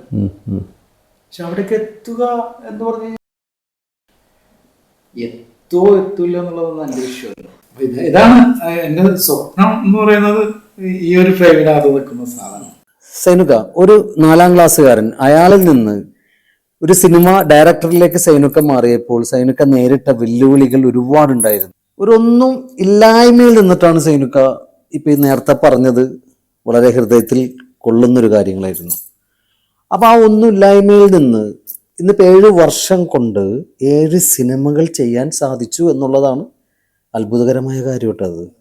അപ്പോൾ ആ ഒന്നുമില്ലായ്മയിൽ നിന്ന് ഇന്ന് ഒന്ന് തിരിഞ്ഞു നോക്കുമ്പോൾ എന്താണ് സൈനുക്കാക്ക് തോന്നുന്നത്? അല്ല, ഞാൻ ഹാപ്പിയാണ്. അങ്ങനെ കാരണം എനിക്ക് ഇനിയും സിനിമകൾ ചെയ്യാൻ പറ്റുമെന്ന് എനിക്ക് വിശ്വാസമുണ്ട്. വിശ്വാസം ഉണ്ട്. ഓക്കെ, അതല്ലാണ്ട് അത് ഓക്കെ, അതൊരു കോൺഫിഡൻസ്. ഇത്ര ഈ ഒരു 7 വർഷം കൊണ്ട് സൈനുക്ക എത്രത്തോളം സ്ട്രഗിൾ ചെയ്തിട്ടാണ്, ഒരുപാട് ബുദ്ധിമുട്ടുകൾ സഹിച്ചെന്ന് പറഞ്ഞു.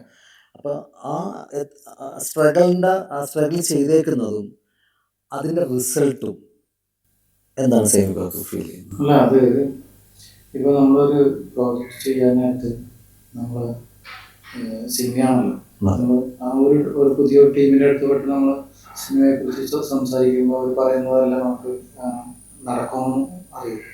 എന്നെ സംബന്ധിച്ചോളം എനിക്ക് ഒരാൾ സംസാരിച്ചുകൊണ്ടിരിക്കുമ്പോൾ തന്നെ മനസ്സിലാവുക എന്തൊക്കെ വാഗ്ദാനങ്ങളാണ് തരുന്നതെങ്കിലും ആ വാഗ്ദാനം തരുമ്പോൾ തന്നെ എനിക്ക് മനസ്സിലാവും അതിന് നടക്കാൻ പോകുന്ന കാര്യങ്ങൾ എന്താണ്, നടക്കാത്ത കാര്യങ്ങൾ എന്താണ്. അങ്ങനെ കുറെ ആളുകളെ ഞാൻ കണ്ടിട്ടുണ്ട്, നമ്മളെ പറഞ്ഞ് പറ്റിച്ചിട്ടുള്ള കുറെ ആളുകളുണ്ട്.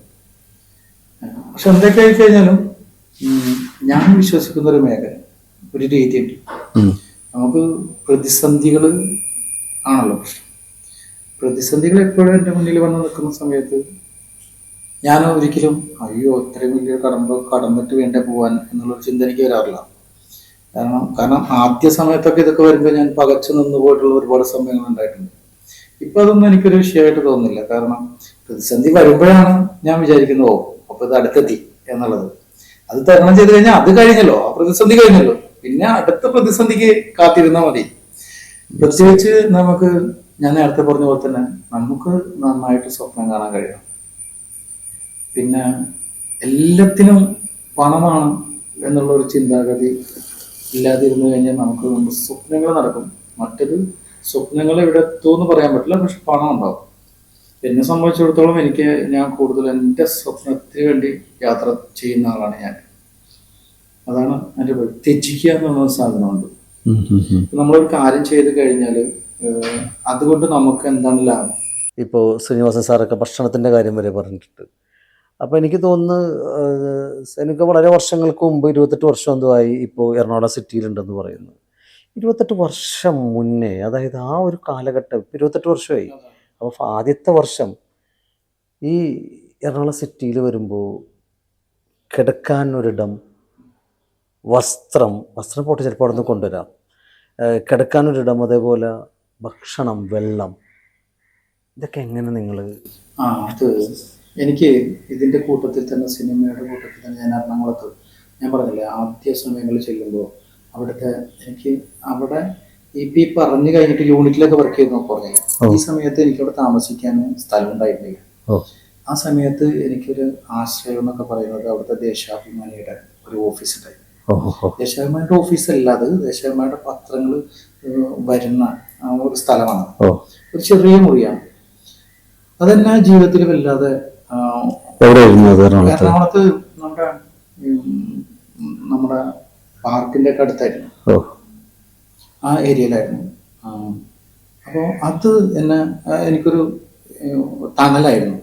അത് തന്നെയാണ് പിൻകാലങ്ങളിൽ എന്നെ സപ്പോർട്ട് ചെയ്തുള്ള ഘടകം. ഞാൻ ഒരു സമയത്തൊക്കെ എൻ്റെ അഡ്രസ്സ് എന്ന് പറഞ്ഞത് പാർട്ടി ഓഫീസിന്റെ അഡ്രസ്സായിരുന്നു. അപ്പൊ അതുകൊണ്ട് തന്നെ നമുക്ക് രാഷ്ട്രീയമായിട്ടും അങ്ങനെ പാർട്ടി ഓഫീസിന്റെ അഡ്രസ്സ് എന്ന് പറയുമ്പോൾ ഞാൻ ഒരു പാർട്ടിക്കാരനാണ്. DYFIയുടെ മേഖല, യൂണിറ്റ് മേഖല, അതുപോലെ തന്നെ ബ്ലോക്ക് കമ്മിറ്റി അംഗമൊക്കെ ആയിരുന്നു. അതുപോലെ ഒരുപാട് ഇപ്പോഴും പാർട്ടി മെമ്പറാണ്. അപ്പൊ അങ്ങനെ അന്ന് ഒരുപാട് പാർട്ടി ഓഫീസുകളിലൊക്കെ കിടന്നുറങ്ങിയിട്ടുണ്ടെന്ന് ചുരുക്കി പറഞ്ഞാൽ അർത്ഥം. ഭക്ഷണം എന്തായിരുന്നു ഭക്ഷണം? അപ്പൊ എന്താന്ന് വെച്ചിട്ടുണ്ടെങ്കിൽ നമ്മള് സിനിമ ചെയ്യുക എന്ന് മാത്രമല്ലല്ലോ, നമ്മള് അതുമായി ബന്ധപ്പെട്ടുകൊണ്ട് നമുക്ക് എന്തെല്ലാം ചെയ്യും. സിനിമ സംവിധായകൻ എന്നതിൻ്റെ അപ്പുറത്തേക്ക് നമുക്ക് അന്നൊന്ന് ഭക്ഷണം കിട്ടാനുള്ള എന്തെങ്കിലും തൊഴിലുകൾ കണ്ടെത്താം, ചെറിയ നമ്മളെ കൂടെ ചെയ്യാൻ പറ്റുന്ന തൊഴിലുകൾ കണ്ടെത്താം, അങ്ങനെ അതൊക്കെ ചെയ്യുമായിരുന്നു. പക്ഷെ ഞാൻ പറഞ്ഞത് നമുക്ക് ഇന്നിപ്പോ എടുക്കാൻ ഒരു സ്ഥലമില്ല എന്നുള്ളൊരു അവസ്ഥയില്ല. കാരണം ഞാൻ 3 പാർട്ടി ഓഫീസുകൾ അതിനു വേണ്ടി ഉപയോഗിച്ചു. ഇപ്പോൾ ഞാൻ നിൽക്കുന്ന പ്രദേശത്ത് ഞാൻ കമ്മിറ്റി അംഗമായിട്ടുള്ള ബ്രാഞ്ചുള്ള ആ പാർട്ടി ഓഫീസിൽ ഞാൻ ഒരുപാട് നാൾ കിടന്നു തുടങ്ങിയിട്ടുണ്ട്. അവരൊക്കെ എന്നെ വല്ലാതെ സപ്പോർട്ട് ചെയ്യും ഓരോ കാര്യങ്ങൾക്കായിട്ട്. ഞാനിപ്പോൾ പോയിട്ടൊരു കാര്യം പറഞ്ഞു കഴിഞ്ഞിട്ട് ഇപ്പോൾ രാജീവ് സഖാവായാലും എല്ലാവരും, ചന്ദ്രമുള്ള സഖാവായി കഴിഞ്ഞാലും ഗോപി സഖാവായാലും ശിവ സഖാവായി കഴിഞ്ഞാലൊക്കെ നമുക്കിപ്പോൾ എന്തൊരു കാര്യത്തിനായി കഴിഞ്ഞാലും നമ്മൾ അത് നടത്തിക്കണം എന്ന് തോന്നിക്കഴിഞ്ഞാൽ നമ്മൾ അവരുടെ അടുത്ത് പോയി പറയും എന്താണ് കാര്യം.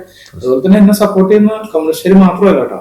ഇപ്പോൾ എന്റെ ആദ്യത്തെ സിനിമയുടെ സംവിധായകൻ ഒരു BJP നേതാവ്, ഈ പ്രൊഡ്യൂസർ ഒരു BJP നേതാവ്, എന്നെ വലിയ രീതിയിൽ സപ്പോർട്ട് ചെയ്യുന്ന ഇപ്പോഴും കൂടെ എന്നെ ഒരു കോൾ വന്നത് അത് ലീഗിന്റെ ഒരു നേതാവാണ്. പക്ഷെ ഞാൻ പ്രദേശത്ത് പ്രവർത്തിക്കുന്നത് കൊണ്ട് എന്റെ മേഖല ഞാൻ നാടകങ്ങളും ഇതൊക്കെ ആയിട്ട് നല്ല ബന്ധമുണ്ട്. മനസ്സിലായി. അതുകൊണ്ട് തന്നെ രാഷ്ട്രീയമായിട്ടും എല്ലാവരുടെ ഒരു സപ്പോർട്ട് എനിക്കുണ്ട്. അത് ചെറിയ കാര്യമൊന്നുമല്ല. എല്ലാ കാര്യങ്ങൾക്കും നമ്മൾ എവിടെയെങ്കിലും ഒരു ഷൂട്ട് ചെയ്യുന്ന സമയത്ത് അവർക്ക് സാക്ഷരമായിട്ടൊക്കെ എന്തെങ്കിലും ഇതുണ്ടെങ്കിൽ തന്നെ നമുക്ക് ആ പ്രദേശത്ത് ആരാണുള്ളത് അവരെ വെച്ച് സംസാരിക്കാനുള്ള ആളുകളൊക്കെ നമുക്ക് അവരായിട്ട് ബന്ധമുണ്ട്.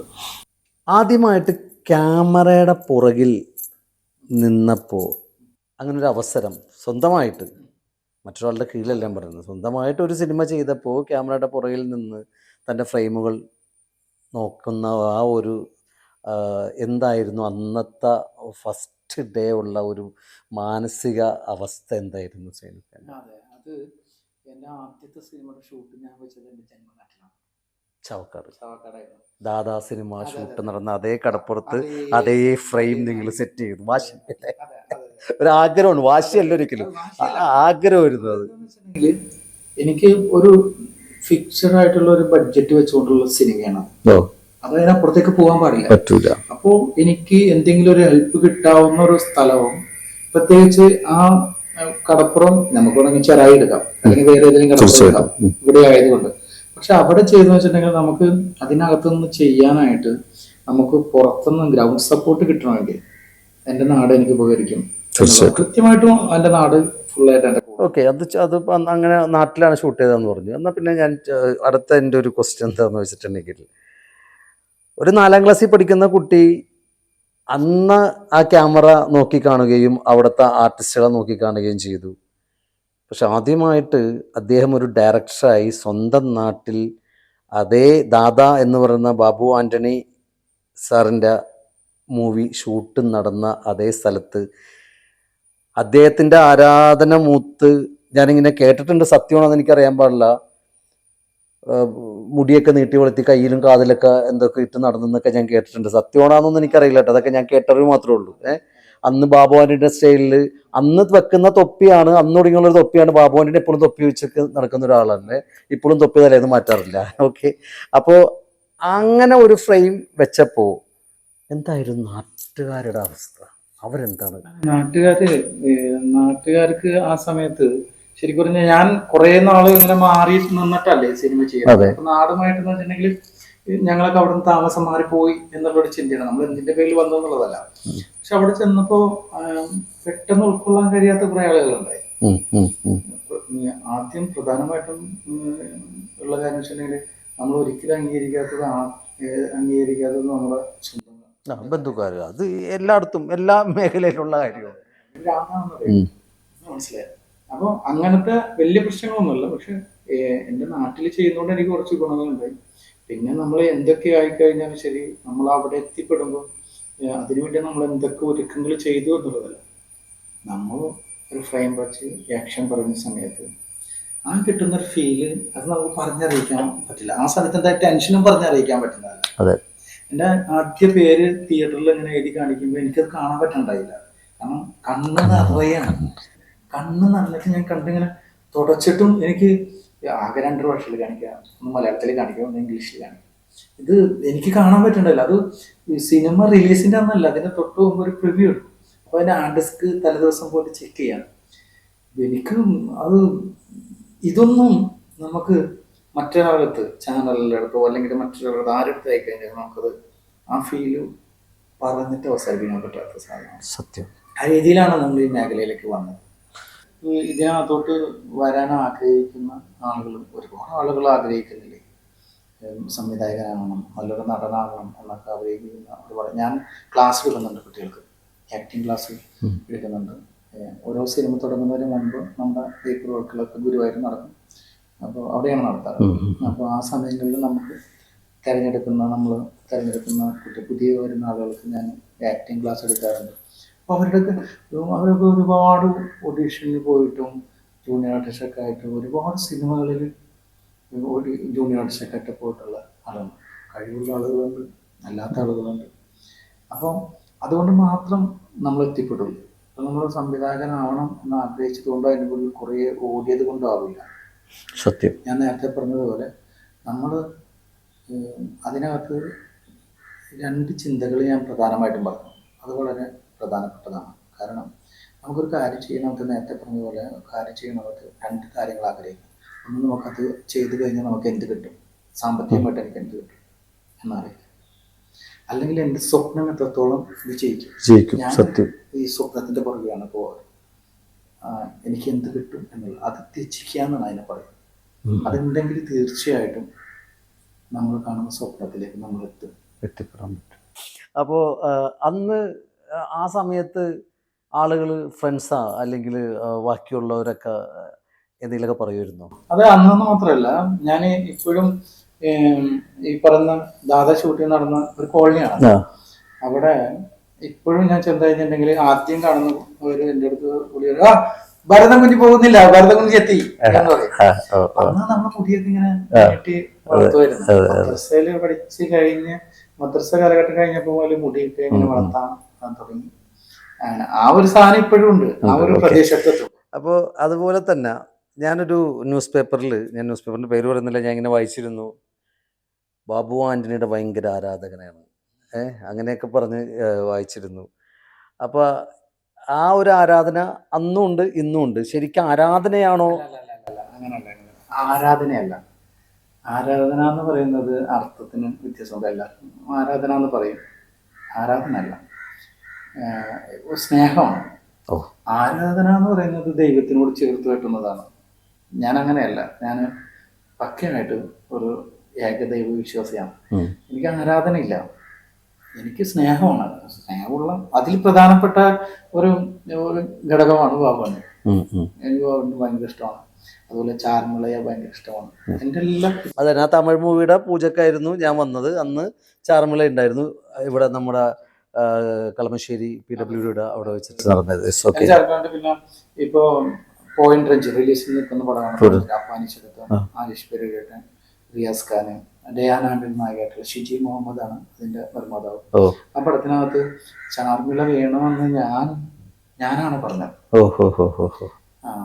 അങ്ങനെ ഒരു സിനിമ ചെയ്യുമ്പോൾ ചാർമിള, കാരണം ചാർമിള എന്ന് പറയുന്നത് അവരൊന്നിച്ച് അഭിനയിച്ച ആളുകളാണ്. തീർച്ചയായിട്ടും പുറകെയുള്ള പക്ഷേ നമ്മുടെ കാഴ്ചപ്പാടിൽ ബാബുവിനെ ചാർമിള എന്ന് പറയുമ്പോൾ അതൊരു ജോഡിയായിരുന്നു. മമ്മൂക്ക സുഹാസിനി എന്നൊക്കെ പറയുന്ന പോലെ. ചാർമിള ചേച്ചി ഞാൻ വിളിച്ചു, ഞാൻ പറഞ്ഞു ഞാൻ ഇങ്ങനെയാണ് എന്ന് പറഞ്ഞാൽ അവർ വരാമെന്ന് പറഞ്ഞാൽ അവർക്ക് വന്ന് അഭിനയിച്ചു. അത് ഏഷ്യൻ തമിഴ് പടത്തിൽ അവർ ഇത് ചെയ്തു. ഇപ്പോൾ ഞാൻ ചെന്നൈയിലൊക്കെ പോകുമ്പോൾ ചേച്ചി എന്നെ വിളിക്കും, ഞങ്ങൾ കാണാറുണ്ട്, സംസാരിക്കാറുണ്ട്. അല്ലെങ്കിലും ഇടയ്ക്ക് വിളിക്കാറുണ്ട് ചേച്ചി. ഞാൻ അവിടെ ചെന്നൈയിലൊക്കെ പോകുമ്പോഴൊക്കെ ഞങ്ങൾ കാണാറുണ്ട്. ഇത്ര ഏറെ സ്നേഹിച്ചിട്ടും ബാബു ആന്റണിയുടെ ആദ്യത്തെ സിനിമ, അതായത് സൈനുക്ക കാണുന്ന ഒരു ഷൂട്ട്, അത് ദാദാ എന്ന് പറഞ്ഞ മൂവി. ഈ ബാബു ആന്റണി എപ്പോഴെങ്കിലും കാണാൻ പറ്റിയിട്ടുണ്ടോ? ഇല്ല. അതെന്ന് വെച്ചിട്ടുണ്ടെങ്കിൽ കുറച്ചു കാലം ബാബു ആന്റണി ചേട്ടൻ ഇവിടെ ഉണ്ടായില്ല. ഇവിടെ ഉണ്ടായില്ല എന്ന് മാത്രമല്ല, അപ്പോഴാണ് പവർ സ്റ്റാർ എന്ന് പറഞ്ഞിട്ട് ഒരു ഗ്രൂപ്പ് ഒക്കെ ഉണ്ടായി. ബാബു ആന്റണി അഭിനയിക്കാൻ പോകുന്ന പവർ സ്റ്റാർ എന്നൊക്കെ പറഞ്ഞിട്ട് ഒരു ഗ്രൂപ്പ് ഉണ്ടായി. പക്ഷെ ഞാൻ എൻ്റെ ആൾക്കൂട്ടത്തിൽ ഒരു സിനിമ റിലീസായപ്പോൾ ആ ഗ്രൂപ്പിനകത്ത് ഇതുപോലെ ബാബു ആന്റണിയുടെ അടുത്ത് ഇതുപോലെ നിങ്ങളുടെ ഒരു ഇഷ്ടപ്പെടുന്ന ഒരാളാണ്, ഇന്നതാണ് എന്നൊക്കെ പറഞ്ഞപ്പോൾ പുള്ളി അതിനെക്കുറിച്ച് 2 വാക്ക് പറഞ്ഞിട്ടുണ്ടായിരുന്നു ആ ഗ്രൂപ്പിൽ. അതെനിക്ക് അതിൻ്റെ ഒരു സ്ക്രീൻഷോട്ടൊക്കെ എനിക്ക് ഒരാൾ തന്നു. പക്ഷെ ഞാൻ ബാബുനയുടെ നമ്പർ ഇപ്പോഴും എൻ്റെ മൊബൈലിനകത്ത് അപ്പോൾ പുള്ളിയുടെ മെസ്സഞ്ചറിനകത്ത് ഞാൻ നിരന്തരമായിട്ട് ഞാൻ മെസ്സേജ് ഇടും. ഇപ്പം നോക്കിയാൽ അറിയാം, വോയിസ് മെസ്സേജ് ഒരുപാട് എൻ്റെ പൂജയ്ക്ക് ക്ഷണിച്ചത് എല്ലാ ഇതിൻ്റെയും മെസ്സേജ്. പക്ഷെ അതാരാണ് ഉപയോഗിക്കുന്നത് പോലും എനിക്കറിയില്ല. ഇതുവരെ അതിനകത്തൊരു റിപ്ലൈ എനിക്ക് കിട്ടിയിട്ടില്ല. പക്ഷെ എന്നാൽ ഞാൻ അന്ന് ദാദ എന്ന് പറഞ്ഞ സിനിമയിലെ പലരുമായിട്ട് എനിക്കിന്ന് ബന്ധമുണ്ട്. ഞാനത് ചോദിക്കണമെന്ന് വെച്ച കാര്യമാണ്. ആ ലൊക്കേഷനിൽ അന്ന് കണ്ട ആളുകൾ ആ ലൊക്കേഷനിൽ വർക്ക് ചെയ്ത, മീൻസ് ആർട്ടിസ്റ്റിൻ്റെ കാര്യമല്ല പറയുന്നത്, ബിഹൈൻഡ് ദ ക്യാമറ വർക്ക് ചെയ്യുന്ന അവരുടെ കൂടെ ആയിരുന്നല്ലോ അന്ന് സൈനുക്ക ഓരോ കാര്യങ്ങൾ ചെയ്തുകൊണ്ടിരുന്നതെന്ന് പറഞ്ഞത്. അവർ സ്റ്റിൽ നിങ്ങളുടെ 7 സിനിമയിൽ അവരാരെങ്കിലും പിന്നീട് വർക്ക് ചെയ്തിട്ടുണ്ട്? ഞാൻ പി ജി വിശ്വനാഥ് സാറിന് അതിനുശേഷം ഞാൻ കണ്ടിട്ടുണ്ടായിരുന്നു. പിന്നെ ഞാൻ മാക്ടയിലൊക്കെ വന്നതിന് ശേഷം മാക്ടയുടെ ഒരു വിഷയം നടന്നു. അപ്പോൾ അതിൻ്റെ ഒരു ലാസ്റ്റ് ഒരു മീറ്റിംഗ് നമ്മുടെ നോർത്തിലെ ടൗൺ ഹാളിൽ വെച്ച് നടക്കുക. അപ്പോൾ ടൗൺ ഹാളിൽ വെച്ച് നടക്കുമ്പോൾ ഞാൻ നോക്കിയപ്പോൾ, അപ്പോൾ ഞാൻ മെമ്പറാണല്ലോ, എനിക്ക് എവിടെ വേണമെങ്കിലും ഇരിക്കാമല്ലോ. അപ്പം അതുകൊണ്ട് ഞാൻ നോക്കിയപ്പോൾ പി ജി വിശ്വനാഥ് സാർ ഭയങ്കര ഒരു സംഭവം. ഞാൻ പുള്ളി പോകുന്നതിൻ്റെ അടുത്ത് കൂടി തന്നെ പോയി പുള്ളി ഇരിക്കുന്നതിൻ്റെ തൊട്ടടുത്ത് പോയി. അപ്പോൾ അവിടെ ഭയങ്കര ചർച്ച നടക്കുന്നുണ്ട്. ഞാനിങ്ങനെ നോക്കും. കുറച്ച് നേരം കഴിഞ്ഞപ്പോൾ എന്നോട് ചോദിച്ചു, മോൻ്റെ പേരെന്താ? സൈനു. എനിക്ക് സൈനു ചാവക്കാട് എന്ന് പറയാനൊരു മടി. അപ്പോൾ സൈനു ചാവക്കാട് എന്നൊക്കെ പറഞ്ഞ പുള്ളി ചിലപ്പോൾ ഒറ്റയടിക്ക് ഇങ്ങനെ നോക്കുമല്ലോ. സൈനു എന്ന് പറഞ്ഞു. എവിടെ സ്ഥലം? ചാവക്കാട്. ഓ ചാവക്കാട് അല്ലേ. ഞാനെന്നാൽ നിങ്ങളെ ഞാൻ കണ്ടിട്ടുണ്ടെന്നോ നിങ്ങൾ ഷൂട്ട് ചെയ്തത് എൻ്റെ വീടിൻ്റെ അടുത്താണെന്നോ ഇതൊന്നും പറഞ്ഞില്ല. പക്ഷെ ഞാനത് പറയാതിരുന്നത്, എനിക്ക് വേണമെങ്കിൽ പറയായിരുന്നു, പക്ഷെ ഞാൻ അതിനേക്കാൾ വലിയൊരു ലോകത്തായിരുന്നു. കാരണം ഞാൻ പുള്ളിയുടെ അടുത്തിരിക്കുന്നു. മനസ്സിലായി. അതുപോലെ എൻ്റെ ഒരു സിനിമക്കകത്ത് ഞാൻ നമ്മുടെ ടോണില്ലേ, പഴയ ടോണിച്ചേട്ടൻ ഞാനൊരു ഫ്രെയിം വെച്ചിരിക്കുകയാണ്. അത് വെച്ച് ഒരു ടോണിച്ചേട്ടനെ കൊല്ലുന്ന സീനാണ് എടുക്കുകയാണ്. ജീപ്പിൽ വന്നിട്ട് കൊല്ലുന്ന സീൻ എടുക്കുക. അപ്പോൾ ചാവക്കാട് ഒരു കായലിനോട് ചേർന്നിട്ടുള്ള സ്ഥലം എടുത്ത് പുള്ളി എന്നോട് പറഞ്ഞുകൊണ്ടിരിക്കുക, സ്വയം എനിക്ക് 8 മണിക്ക് പോയേ പറ്റുള്ളൂ. 8 മണിക്ക് പോകണമെന്നുണ്ടെങ്കിൽ നമ്മൾ ഇവിടുന്ന് 6 മണിക്ക് ബാക്ക് അടിക്കണം. അപ്പോൾ ഇതിങ്ങനെ പറഞ്ഞോണ്ടിരിക്കുക പുള്ളി ഇടയ്ക്ക്. ഞാൻ പറഞ്ഞു കുഴപ്പമില്ല ചേട്ടാ, ഇത് തീരെ നോക്ക് ഇതൊക്കെ പറഞ്ഞു. ഷൂട്ട് കഴിഞ്ഞ് ഞാൻ ചോദിച്ചു, ചേട്ടൻ ഇതിനു മുമ്പ് ഇവിടെ വന്നിട്ടുണ്ടോ? ഇല്ല, ഞാനിവിടെ ഒരു 4-5 പടങ്ങൾ ചെയ്തിട്ടുണ്ട്. ഞാൻ ചേട്ടൻ ഇവിടെ വന്നിട്ടുണ്ട്. ഈ ഫ്രെയിമിൽ ഇവിടെ ചേട്ടൻ വന്നിട്ടുണ്ട്. കാരണം ഞാൻ ആദ്യമായിട്ട് ചേട്ടനെ കാണുന്നത് ഇവിടെ വെച്ച. ഇപ്പൊ ഞാൻ ഈ വെച്ചുള്ള ഫ്രെയിമിലാണ് ചേട്ടൻ ആദ്യമായിട്ട് കാണുന്നത്. അന്ന് ഈ തെങ്ങിന് ഇതിനൊന്നും അത്ര വലുപ്പുണ്ടാവില്ല. ഈ റോഡില്ല. നടക്കുമ്പോൾ പുല്ലുകൾ മാറിയിട്ടുള്ള ഒരു ചാല് മാത്രമായിരുന്നു. ഇന്ന് റോഡുണ്ട്. പക്ഷെ ഇവിടെ വെച്ചിട്ടാണ് ഞാൻ ചേട്ടൻ ആദ്യമായിട്ട് കണ്ടത്. അത് ആൾക്കൂട്ടത്തിൽ മറ്റേ സിനിമ. ഇത് പറഞ്ഞു കഴിഞ്ഞിട്ട് പുള്ളി കുറച്ചു നേരമൊക്കെ ഇങ്ങനെ നടന്നു. അത് കഴിഞ്ഞിട്ട് എന്നോട് പറഞ്ഞു, സൈൻ ഞാനിന്ന് പോകുന്നില്ല. അന്ന് പുള്ളി പോയില്ല. പുള്ളിക്ക് ഇത് അറിയണം, എന്തൊക്കെയായിരുന്നു സംഭവം, എങ്ങനെയാണ് സംഭവം എന്നുള്ളതൊക്കെ അറിയണം. അങ്ങനെ ഒരു അനുഭവം ഉണ്ട്. പിന്നെ ഞാൻ യൂണിറ്റിൽ വർക്ക് ചെയ്തുകൊണ്ടിരിക്കുമ്പോൾ ഉണ്ടായിരുന്ന ഒരു ചേട്ടൻ, ഒരു ടീം ഉണ്ടായിരുന്നു. അപ്പോൾ ഞാൻ ഇക്കാക്കാന്ന് പറഞ്ഞ മൂവി ചെയ്യാണ്. അപ്പോൾ ഒരു അഴിമുഖം എന്ന് പറഞ്ഞ സ്ഥലമാണ്. അപ്പോൾ വണ്ടി അങ്ങോട്ട് പോകില്ല. ഒരുപാട് ദൂരം ഇങ്ങനെ കല്ലിട്ടിട്ട് അതിന് മേലെ കിടപ്പിട്ട് അവിടെയാണ് അവർ ട്രാക്ക് അവിടെ സെറ്റ് ചെയ്യാൻ. വണ്ടി കൊടുത്ത് നിർത്തിയിട്ട് എന്നോട് പറഞ്ഞു, സാധനം നമ്മുടെ ആള് കുറവ് മതി എന്നാണ് പറഞ്ഞിട്ടുണ്ടായിരുന്നു. ഇത്രയും സാധനങ്ങൾ അവിടെ കൊണ്ട് സെറ്റ് ചെയ്യൽ കുറച്ച് പണിയാണ്. ഞാൻ പറഞ്ഞു, ഈ വരുന്ന എല്ലാവരോടും ഓരോ സാധനം എടുത്തുകൊണ്ട് പറഞ്ഞു. അതൊക്കെ നമ്മളെങ്ങനെ പറയാം, കുഴപ്പമില്ല ഞാൻ ആദ്യം എടുത്തോളാം. എന്നിട്ട് അയ്യോ വേണ്ട, ഞാനൊരു ഗുണ്ടെടുത്തു. ഗുണ്ടെടുത്തത് എന്നോട് പുള്ളി പറയാം, സാറേ വെക്ക് സാറേ, അത് ചെയ്യില്ല, മോശമല്ലേ. എന്ത് മോശം? പിന്നെ ഇതിനൊരു പ്രശ്നമുണ്ട്, എടുക്കുമ്പോൾ 2 എണ്ണം ഒന്നിച്ചെടുക്കണം, അല്ലെങ്കിലും കുറച്ച് നടന്നു കഴിഞ്ഞാൽ നമുക്ക് പ്രശ്നം വരും. അപ്പം ഞാനത് അവിടെ വെച്ച് ഞാൻ വെച്ചു, നിങ്ങളിപ്പോൾ എൻ്റെ 2 സിനിമ കഴിഞ്ഞ് 3ാമത്തെ സിനിമക്കല്ലേ വർക്ക് ചെയ്യുന്നത്? അതെ. ഞാൻ എന്തുകൊണ്ടാണ് എൻ്റെ 3 സിനിമയിലും അവരെല്ലാം യൂണിറ്റ് ശരിക്കും, പക്ഷെ അവരെ ഞാൻ സെപ്പറേറ്റ് വിളിക്കുന്നതാ. 3 സിനിമയിൽ നിങ്ങൾ എന്തുകൊണ്ട് ഞാൻ വിളിച്ചെന്ന് നിങ്ങൾക്കറിയാം. നിങ്ങൾ ഏതൊക്കെ യൂണിറ്റിൽ വർക്ക് ചെയ്തിട്ടുണ്ട്?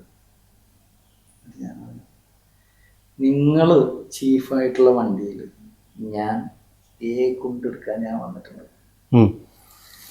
പുള്ളി ചീഫായിട്ട് വർക്ക് ചെയ്യുന്ന യൂണിറ്റ് വണ്ടിക്കകത്ത് ഞാനിത് അന്ന് എന്നെ കൊണ്ട് ഗുണ്ട് പൊക്കാൻ പറ്റാത്ത സമയത്ത് ഞാൻ വർക്ക് ചെയ്തിട്ടുണ്ട്. പുള്ളിക്ക് അത് പുള്ളി ഷൂട്ട് നടക്കുമ്പോഴൊക്കെ പുള്ളി എൻ്റെ അടുത്ത് വന്നിട്ട് ഞാൻ നോക്കുമ്പോഴൊക്കെ പുള്ളി ഇങ്ങനെ അടിക്കും. അത് പുള്ളിക്ക് മനസ്സിലാവുന്നില്ല ഇതെന്താ സംഭവം. മനസ്സിലായി. പുള്ളി കഴിഞ്ഞിട്ട് പുള്ളി എന്നെ വിടുന്നില്ലെന്ന് പുള്ളി കൈക്ക് ഇങ്ങനെ പിടിച്ചിരിക്കേണ്ടത്. പുള്ളി മറന്നുപോയതാ. എന്നെ മനസ്സിലായി. 2 സിനിമ ചെയ്തിട്ടും ഞാൻ പുള്ളിയെടുത്ത് പറഞ്ഞിട്ടില്ല. മനസ്സിലായി. 3ാമത്തെ സിനിമക്ക് ഇത് പറഞ്ഞപ്പോഴാണ് ഞാൻ പറഞ്ഞത്.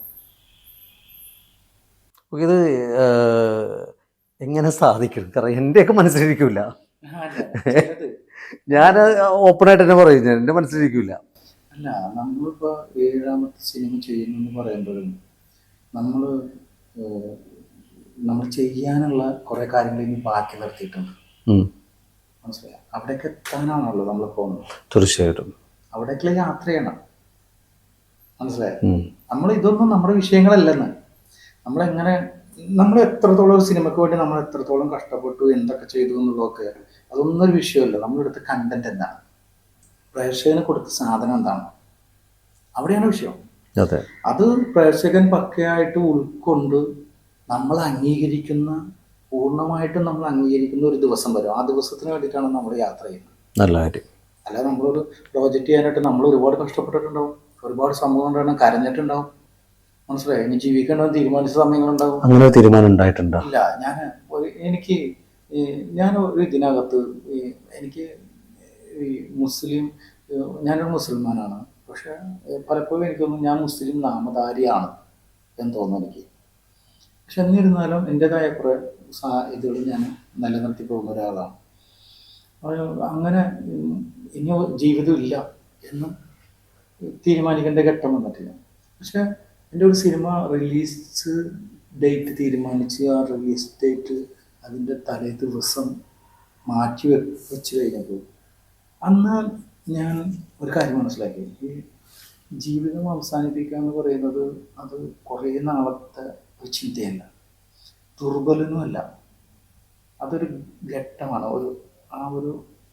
ഒരു ടൈമിങ്ങാണ്. ആ ടൈമിൽ നമ്മൾ എത്ര നമുക്ക് മനഃശക്തി ഉണ്ടെന്ന് പറഞ്ഞു കഴിഞ്ഞാലും ചിലപ്പോഴൊക്കെ നമ്മളതിലേക്ക് വഴുതി വരും. പിന്നെ അപ്പോൾ തന്നെ നമുക്കൊരു ഊർജ്ജം ഉണ്ടല്ലോ, നമ്മുടെ സ്വപ്നം എന്ന് പറഞ്ഞ സാധനം. കമ്മലിട്ടാൻ പോകുമ്പോ കടുക്കിട്ടാൻ വരും, അത്രേ ഉള്ളൂ. തീർച്ചയായിട്ടും. അപ്പോൾ ഇഷ്ടപ്പെട്ട സംവിധായകൻ മലയാള സിനിമ ഇൻഡസ്ട്രിയിലെ അല്ലെങ്കിൽ ലോക സിനിമ ഇൻഡസ്ട്രിയിൽ, കാരണം ഇപ്പം എൻ്റെ ഒരു സുഹൃത്ത് ഡയറക്ടറാണ് അദ്ദേഹം എന്നോട് എപ്പോഴും പറയും ജെയിംസ് കാമറൂൺ എന്ന് പറയുന്ന ഡയറക്ടറാണ് പുള്ളിയുടെ. അതേപോലെ തമിഴിലാണെങ്കിൽ മണിരത്നമാണ്, അങ്ങനെ പറയും. അപ്പോൾ ഞാൻ ചോദിക്കുന്നത് സൈനുഖാൻ്റെ ഫേവറേറ്റ് ഡയറക്ടർ ആരാണ്? എനിക്ക് ഞാൻ പറഞ്ഞില്ല, ചെറുപ്പം മുതലേ നമുക്ക് ഡയറക്ടർ ആവണമെന്നായിരുന്നു ആഗ്രഹം. എന്നെ അത്ഭുതങ്ങൾ കാണിച്ചിട്ടുള്ള, എന്നെ കീഴ്പ്പെടുത്തിയിട്ടുള്ള എൻ്റെ ഏറ്റവും വലിയ ഹീറോ ഡയറക്ടർ തന്നെയാണ്. ആ ഡയറക്ടറുടെ പേര് സേനു ചാവക്കാട് എന്നാണ്. ഞാൻ അങ്ങനെയാണ് വിശ്വസിക്കുന്നത്. അതുപോലെ തന്നെ എൻ്റെ ഈ പറഞ്ഞ 7 സിനിമകളിൽ ഏറ്റവും ഇഷ്ടപ്പെട്ട മൂവി എന്ന് പറഞ്ഞിട്ടുണ്ടെങ്കിൽ എൻ്റെ 7 മൂവിയും എനിക്ക് ഇഷ്ടപ്പെട്ടത് തന്നെയാണ്. ഇനി അതിനേക്കാൾ ഹിറ്റായിട്ടുള്ളൊരു മൂവി ഉണ്ട്, ഒരുപക്ഷെ അതെൻ്റെ 8ാമത്തെ മൂവി ആയിരിക്കും. ഇനി ഞാൻ പ്ലാൻ ചെയ്ത് ചെയ്യാൻ പോകുന്ന മൂവി ആയിരിക്കും ഞാൻ തോന്നുന്നു. ചെയ്യട്ടെ, കാരണം ഒരുപാട് സിനിമകൾ ചെയ്യാൻ സാധിക്കണമല്ലോ. അതങ്ങനെയാണല്ലോ ഒരു ഡയറക്ടറിന്റെ, എല്ലാ ഡയറക്ടർമാരുടെയും മനസ്സിലുള്ളതും അത് തന്നെയാണ്. കാരണം ഒരുപാട് മൂവികൾ ചെയ്യണം, പ്രശസ്തിയിലേക്ക് എത്തണം. ഇപ്പൊ പറഞ്ഞ പോലെ ഒരു ആൾക്കൂട്ടത്തിൽ പോയി നിൽക്കുമ്പോൾ ഒരിക്കലും ആൾക്കൂട്ടത്തിൽ തനിയെ എന്ന് പറഞ്ഞൊരു, അതും സൈനുഖാന്റെ ഒരു മൂവിയുടെ പേരല്ലേ, ആൾക്കൂട്ടത്തിൽ ഒരുവൻ. അങ്ങനെ ഓക്കെ, ആൾക്കൂട്ടത്തിൽ ഒരുവൻ. അങ്ങനെ ആൾക്കൂട്ടത്തിൽ ഒരുവനായി നിന്നാൽ കാര്യമില്ലല്ലോ. ആൾക്കൂട്ടത്തിൽ എല്ലാവർക്കും തിരിച്ചറിയാവുന്ന ഒരുത്തനായിട്ട് നിൽക്കാൻ സാധിക്കട്ടെ, അത് ഓക്കെ. ഇനി നെക്സ്റ്റ് ഇപ്പൊ ഈ ഒരു പുതിയ മൂവി എന്നത്തേക്കാണ് രഘുറാം? അത് തമിഴിൽ മാത്രമല്ല, അല്ലെങ്കിൽ മലയാളത്തിലും? മലയാളം ഉണ്ട്, തമിഴും ഉണ്ട്. വർക്കുകൾ നടക്കുന്നതേ ഉള്ളൂ. ഓക്കെ. എന്തായാലും അതിന്റെ വർക്കുകൾ നടക്കുന്നുണ്ട്, അടുത്ത മൂവിയുടെ ചർച്ചകൾ നടക്കുന്നുണ്ട്. അപ്പൊ അത് എപ്പോഴത്തേക്കാണ് റിലീസിങ് ഉദ്ദേശിക്കുന്നത്? ആയിട്ടില്ല, അതിന്റെ കുറച്ച് കാര്യങ്ങൾ കൂടി ക്ലിയർ ചെയ്ത് കഴിഞ്ഞിട്ടാണ് റിലീസ് ചെയ്യുള്ളൂ. സൈനുക്ക 7 സിനിമയിൽ ക്യാമറയുടെ പുറകയിൽ ഡയറക്ടറായിട്ട് നിന്ന് വർക്ക് ചെയ്തു. ക്യാമറയുടെ മുന്നിൽ ചെയ്തിട്ടുണ്ടായിരുന്നു? തീർച്ചയായിട്ടും ചെയ്തിട്ടുണ്ട്. 2 സിനിമയിൽ മാത്രമാണ് ഞാൻ എൻ്റെ മുഖം വരാത്തതുള്ളൂ. അത് മനഃപൂർവ്വം വേണ്ടെന്ന് വിചാരിച്ചിട്ടാണ്. മറ്റു സിനിമകൾക്ക് ഒരു ഷോട്ടിൽ ഞാനുണ്ടാവും. ഓക്കെ. ഏതെങ്കിലും ഒരു ഷോട്ടിൽ ഞാൻ മറ്റു സിനിമകളൊക്കെ ഉണ്ട്, ഓരോ സാധനങ്ങൾ ചെയ്തിട്ടുണ്ട്. സ്വന്തം മുഖം കാണിക്കുന്ന സിനിമ പൈസ വാരുന്നുണ്ടെന്നുള്ളൊരു ലെഗ് ഫാക്ടർ ആണോ അത് ഉദ്ദേശിക്കുന്നത്? അത് നിങ്ങളുടെ മുഖം തന്നെ നിങ്ങൾക്കൊരു ലെക്കായിട്ട് തോന്നുന്നുണ്ട് അതിൻ്റെ അകത്ത് കാണിച്ചാൽ അല്ലേ? പക്ഷെ നിങ്ങളെപ്പോലെ ഞാൻ കേട്ടിട്ടുണ്ട് സൈനുഖാനെ കുറിച്ച്. കാരണം എൻ്റെ ഒരു മാന്യ സുഹൃത്ത് വഴിയാണ് ഞാൻ സൈനുഖാനെ ആദ്യം പരിചയപ്പെടുന്നത്. അദ്ദേഹത്തിൻ്റെ പേര് എനിക്ക് പരാമർശിക്കാതിരിക്കാൻ കഴിയില്ല. നാസിം എന്നാണ് പേര്. നാസിം എനിക്ക് തോന്നുന്നു സൈനുഖാൻ്റെ ക്രൂ മെമ്പറാണെന്ന് തോന്നുന്നു. ആൾ കൊടുത്തരികടെയൊന്നുമില്ല. നാസിമിന്റെ എല്ലാ സിനിമകളും അതുപോലെ തന്നെ നേരത്തെ ചോദിച്ചൊരു സാധനമാണ് ഈ പറഞ്ഞ നാസിം എന്ന് പറഞ്ഞ പോലെ തന്നെ ഞങ്ങള് ഒരു സിനിമ ടീം ഉണ്ടാക്കിയെടുത്തെന്നൊക്കെ പറഞ്ഞില്ലേ. പ്രധാനമായിട്ടുണ്ടായിരുന്ന 4 പേരാണ്. അതൊന്ന് ടോണി ലോയ്ഡ് ആലോചിച്ച, ഒന്ന് റൂബി ദാസ്, പിന്നൊന്ന് അനീഷ് റൂബി, ഒന്ന് ഞാൻ. ഇതില് 2 പേരും മരണപ്പെട്ടു. അതിന് പ്രായമൊന്നുമില്ല, 40-42 വയസ്സുള്ളൂ. 2 പേരും മരണപ്പെട്ടു. ഇനിയും അനീഷേട്ടൻ, ഞാനും. ഞങ്ങൾ 4 പേരാണ് സിനിമ, അതായത് ഞാൻ കണ്ടെത്തിയെന്ന് പറയുന്നത്. മനസ്സിലായി. ഈ അനീഷേട്ടൻ ഇപ്പോ എന്റെ അന്നത്തെ സിനിമ മുതൽ ഇന്ന് ഇപ്പൊ രഘുറാം വരെയുള്ള സിനിമകളിലൊക്കെ എന്റെ കൂടെ ഉള്ള ആളുകളാണ്. അതുപോലെ എന്നെ സപ്പോർട്ട് ചെയ്യുന്ന കുറച്ച് ആളുകളുണ്ട്. ഈ പറഞ്ഞ നാസിം, അതുപോലെ ഈ പറഞ്ഞ ആളുകൾ, അതുപോലെ പിന്നെ വലിയ രീതിയിൽ സപ്പോർട്ട് ചെയ്ത ആൾക്കാർ ഒരു ആശാ കെ നായർ, പിന്നെ സലേഷ് ശങ്കർ, അങ്ങനെ കുറച്ച് ആൾക്കാരൊക്കെ ഉണ്ട് സപ്പോർട്ട് ചെയ്തിട്ടുള്ള ആൾക്കാർ. സുനിൽ അരവിന്ദ്, ഷിജി മുഹമ്മദ്, ഗാവൻ റോയ് എന്നൊക്കെ പറയുന്നത് ഇപ്പൊ പുള്ളി ഒറ്റക്കുമ്പോ സുരേഷ് ഗോപിയുടെ ഒരു പടം ചെയ്തുകൊണ്ടിരിക്കുന്ന ഒരാളാണ്. പുള്ളി പ്രൊഡ്യൂസറും കൂടിയിട്ടാണ് പുള്ളി. 1-2 പടങ്ങൾ ചെയ്തിട്ടുണ്ട്. എന്നെയൊക്കെ വലിയ രീതിയിൽ സപ്പോർട്ട്. നമ്മുടെ വൈറ്റിലയിൽ ഹെഡ് ആൻഡ് ഫേസ് എന്ന് പറഞ്ഞ ബ്യൂട്ടി പാർലറൊക്കെ വലിയ സെറ്റപ്പാണ് ചെയ്യുന്ന മനുഷ്യൻ. അങ്ങനെ എന്നെ നിലനിർത്തുന്ന കുറെ ഘടകങ്ങളുണ്ട് എൻ്റെ. സൈനുഖാന്റെ അടുത്ത അല്ലെങ്കിൽ ഒരു ഡ്രീം പ്രൊജക്റ്റ് എന്ന് പറയുന്നത് അങ്ങനൊരു സംഭവം ഉണ്ടാവില്ല എന്തായാലും ഡയറക്ടർ എന്ന നിലയിൽ. കാരണം ഏതൊരു ഞാൻ കേട്ടുള്ള കാര്യമാണ്, ഏതു മലയാള സിനിമയിലേക്ക് കാലെടുത്ത് വെക്കുന്ന ഏതൊരു ഡയറക്ടർ ആണെങ്കിൽ പോലും അദ്ദേഹത്തിൻ്റെ മനസ്സിൽ ഒരു ഡ്രീം പ്രൊജക്റ്റ് ഉണ്ടാവും എന്നുള്ളതാണ്. അത് റൈറ്റർ ആണെങ്കിലും ഡയറക്ടർ ആണെങ്കിലും. അങ്ങനെ ഒരു ഡ്രീം പ്രൊജക്റ്റ് മലയാള സിനിമ ഇൻഡസ്ട്രിയിലെ വൻമരങ്ങൾ എന്ന് വിളിക്കുന്ന നടന്മാർ, ഞാൻ പേരെടുത്ത് പറയേണ്ട കാര്യമുണ്ടോ? അപ്പോൾ അങ്ങനത്തെ വൻമരങ്ങളെ വെച്ചിട്ട് ചെയ്യാൻ ഉദ്ദേശമുണ്ടോ അടുത്തെങ്ങാനും? അങ്ങനെ വൻമരങ്ങളെ വെച്ചിട്ട് എന്നുള്ള ഒരു ഇതൊന്നും എനിക്കില്ല.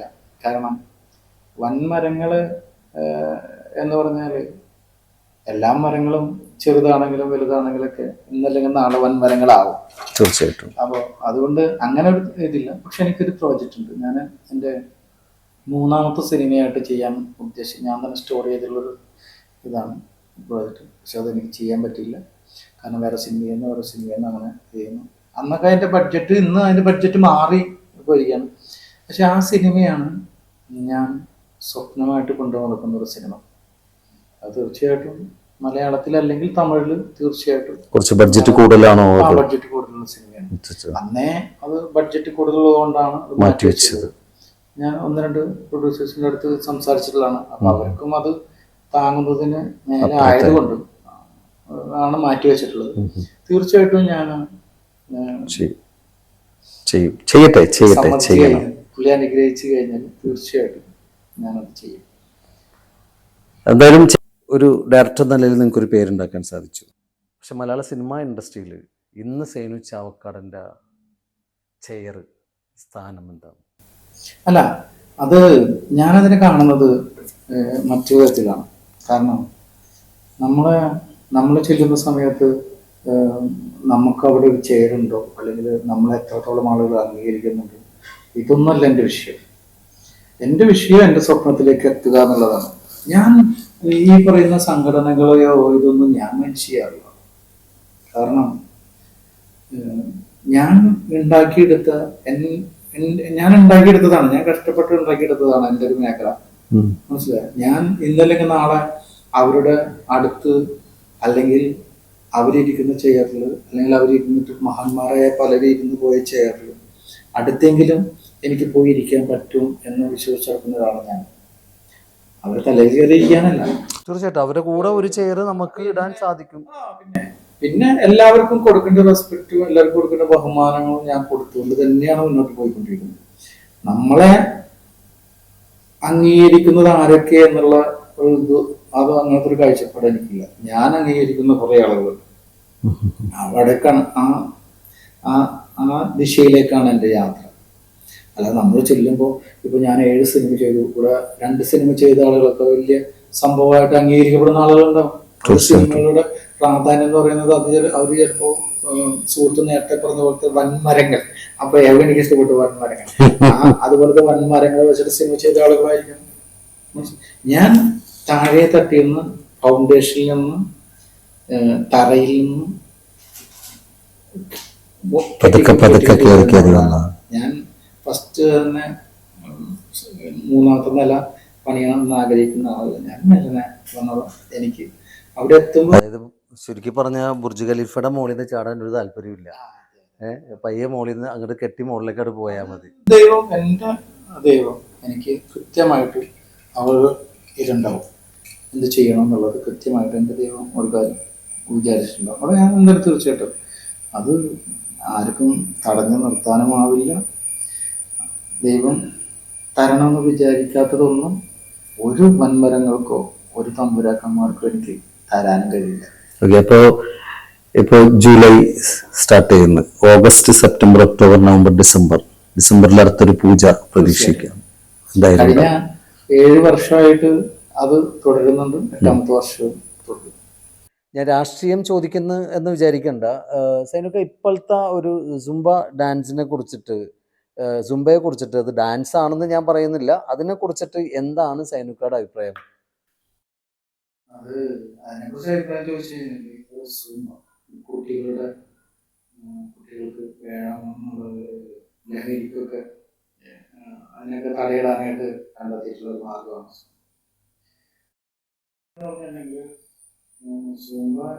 സാമ്പത്തികത്തിന്റെ എന്തൊക്കെ പുതിയ മാറ്റങ്ങളാണെന്ന് ശരി, അത് കുട്ടികൾക്കിടയിൽ കൊണ്ടുവരുമ്പോൾ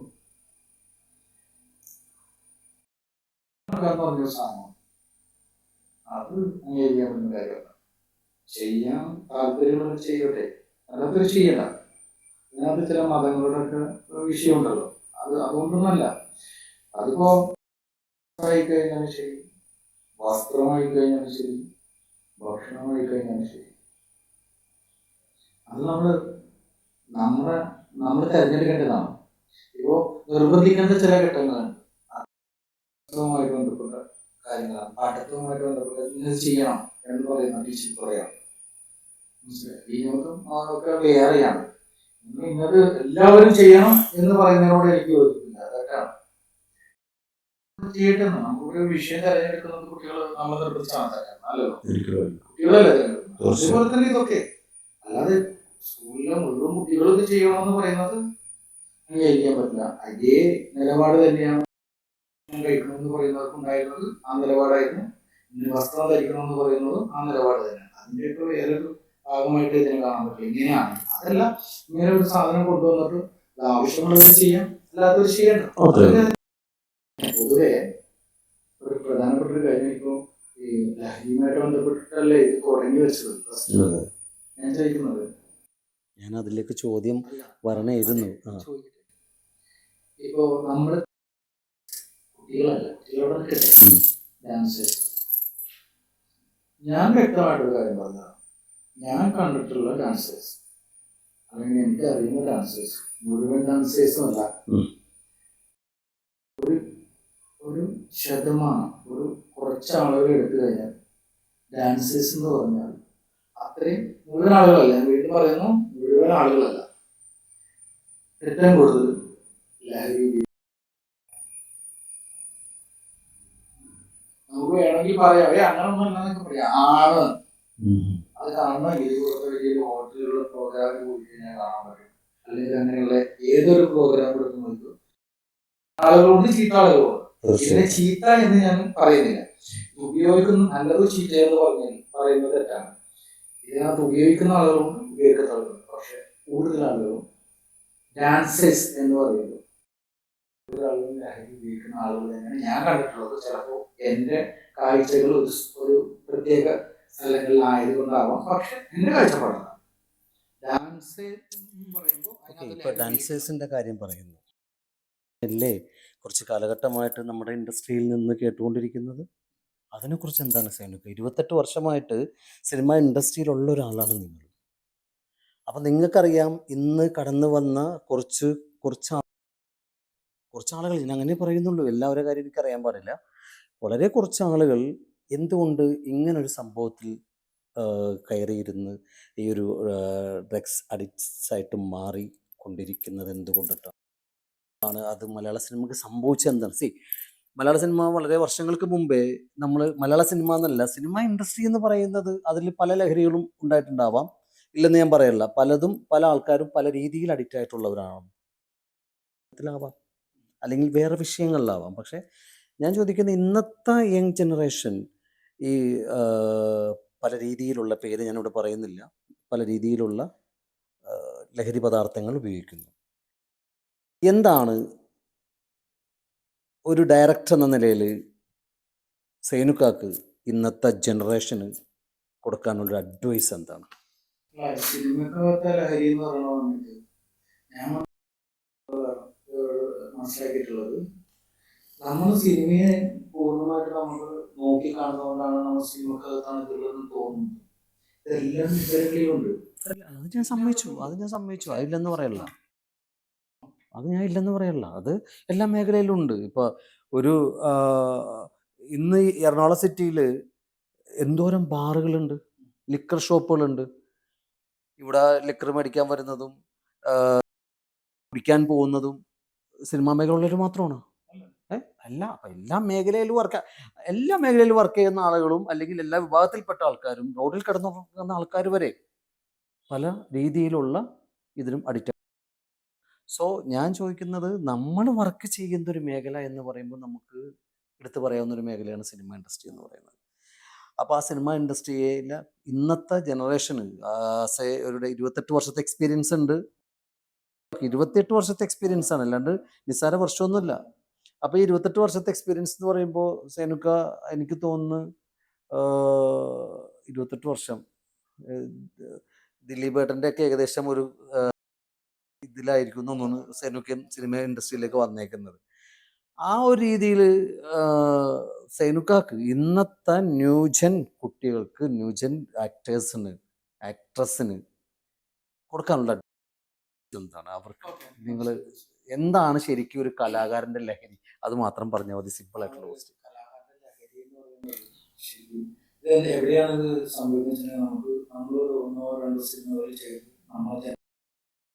നമുക്ക് അത്യാവശ്യം സാമ്പത്തിക കാര്യങ്ങളൊക്കെ ആയി വരുമ്പോൾ നമുക്ക് ഫ്രണ്ട്സുകളും അതുപോലെ തന്നെ നമ്മുടെ ഇതുള്ള ചിന്തകളും കൂടുതൽ വളരും. ഇതിനായിട്ട് നമ്മൾ കുറച്ച് ലഹരി ഉപയോഗിച്ച് തുടങ്ങും, മറ്റു സാധനങ്ങൾ ഉപയോഗിച്ച് തുടങ്ങും. പക്ഷെ ഇത് കുറച്ച് കാലമേ നിലനിൽക്കും. സ്നേഹത്തെക്കാൾ ലഹരി തന്നെ തോന്നുന്നു, മറ്റൊന്നും ഇല്ലെന്ന് പറയുന്ന മനസ്സിലാക്കാതെ, നമ്മളെ അമ്മ അച്ഛൻ ഇതൊന്നും മനസ്സിലാക്കാതെ ആ ലോകത്ത് വേറെ ഒരു ലഹരിയുടെ ഒരു ലോകത്തേക്ക് നമ്മൾ കടന്നു പോകുമ്പോൾ അത് അധികം നാളും മുന്നോട്ട് പോവില്ല. അങ്ങനെ പോയിട്ടുള്ള ആരും നിലനിന്നിട്ടില്ല.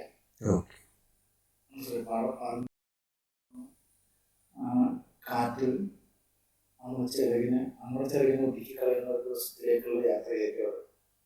അതുകൊണ്ട് ലഹരി ഉപയോഗിക്കാന്ന് പറഞ്ഞു കഴിഞ്ഞിട്ടുണ്ടെങ്കിൽ നമ്മളെ ആളുകളുണ്ട്, നമ്മൾ എന്ത് ചെയ്തിട്ടുണ്ടെങ്കിൽ അവർക്ക് ഹീറോസായിട്ട് അവരങ്ങനെയാണ് ചെയ്യുന്നത്, അതുകൊണ്ട് നമുക്കിങ്ങനെ ചെയ്യാം എന്ന് വിശ്വസിക്കുന്ന കുട്ടികളാണ് കൂടുതലുള്ളത്. അവരെ നമ്മൾ ഇഷ്ടപ്പെടുന്ന ആളെന്ത് ചെയ്യുന്നു അത് നമുക്ക് അനുകരിക്കാം, നമുക്ക് ചെയ്യാം എന്നുള്ളത്. ഇത്തരം രീതിയിൽ നിൽക്കുന്ന ആളുകൾ ഒരിക്കലും അത് ഇന്ന് ഈ ഒരു രീതിയിലുള്ള ലഹരിയിലേക്ക് പോകാതെ, കാരണം അവരുടെ ജീവിതം ഒന്നും വേണ്ട, അവരെവിടെ നിൽക്കുന്നതൊന്നുമല്ല, അവർ തിന്നുന്ന ഭക്ഷണം മേഖലയിൽ നിന്ന് ഉണ്ടാക്കുന്നതാണ്. അപ്പോൾ ആ ഭക്ഷണം തരുന്ന ആളുകളാണല്ലോ, അവരുടെ മക്കളാണല്ലോ ഈ കുട്ടികൾ, ഈ സമൂഹമാണല്ലോ. അവർക്ക് ദിവസം രീതിയിൽ നമ്മളാണ് പാടില്ല. അപ്പോൾ നമ്മൾ മാറണം. നമ്മൾ അത്തരം ആളുകളുണ്ടെങ്കിൽ തീർച്ചയായിട്ടും അതിൽ നിന്ന് മാറണം. അപ്പോൾ സൈനുക്ക, എന്തായാലും വിലയേറിയ കുറച്ച് സമയം, മണിക്കൂറുകൾ ഞാൻ നിങ്ങളുടെ വേസ്റ്റാക്കി എന്നത് വിചാരിക്കണ്ട. അപ്പോൾ ഒരുപാട് എനിക്ക് സത്യം പറഞ്ഞ ഒരു റിയൽ സ്റ്റോറി അത് തന്നെയാണ് സൈനുക്ക പറയുന്നത്. ആ ഒരു റിയൽ സ്റ്റോറി ചില ഭാഗങ്ങളിൽ വല്ലാത്തൊരു പെയിനായിട്ട് മനസ്സിലെത്തും. സാധാരണക്കാരിൽ സാധാരണക്കാരനായിട്ടുള്ളതാണ്, അയാളാണ് എൻ്റെ ഫ്രണ്ടിൽ ഇരിക്കുന്നത്. അപ്പോൾ സൈനുക്ക, ഈ വർഷം എന്തായാലും 2 മൂവിയാണ് റിലീസ് ചെയ്യുന്നത്, രഘുറാമും പോയിന്റ് റേഞ്ചും. ഇതിന് എല്ലാവിധ ആശംസകളും കൂടെ തന്നെ എല്ലാവരും ഇദ്ദേഹത്തിൻ്റെ സിനിമ തിയേറ്ററിൽ പോയി കാണുക, ജയിപ്പിക്കുക. സാധാരണക്കാരനാണ് അദ്ദേഹം ഈ സാധാരണക്കാരനായിട്ടുള്ള മനുഷ്യൻ 7 സിനിമ ിരിക്കുന്നതും സാധാരണക്കാരനായിട്ടാണ്. അപ്പോൾ അതുകൊണ്ട് അദ്ദേഹത്തിന് സപ്പോർട്ട് ചെയ്യുക. എല്ലാവിധ ആശംസകളും നിങ്ങളുടെ കൂടെ ഞാനും നൽകുന്നു. Thank you.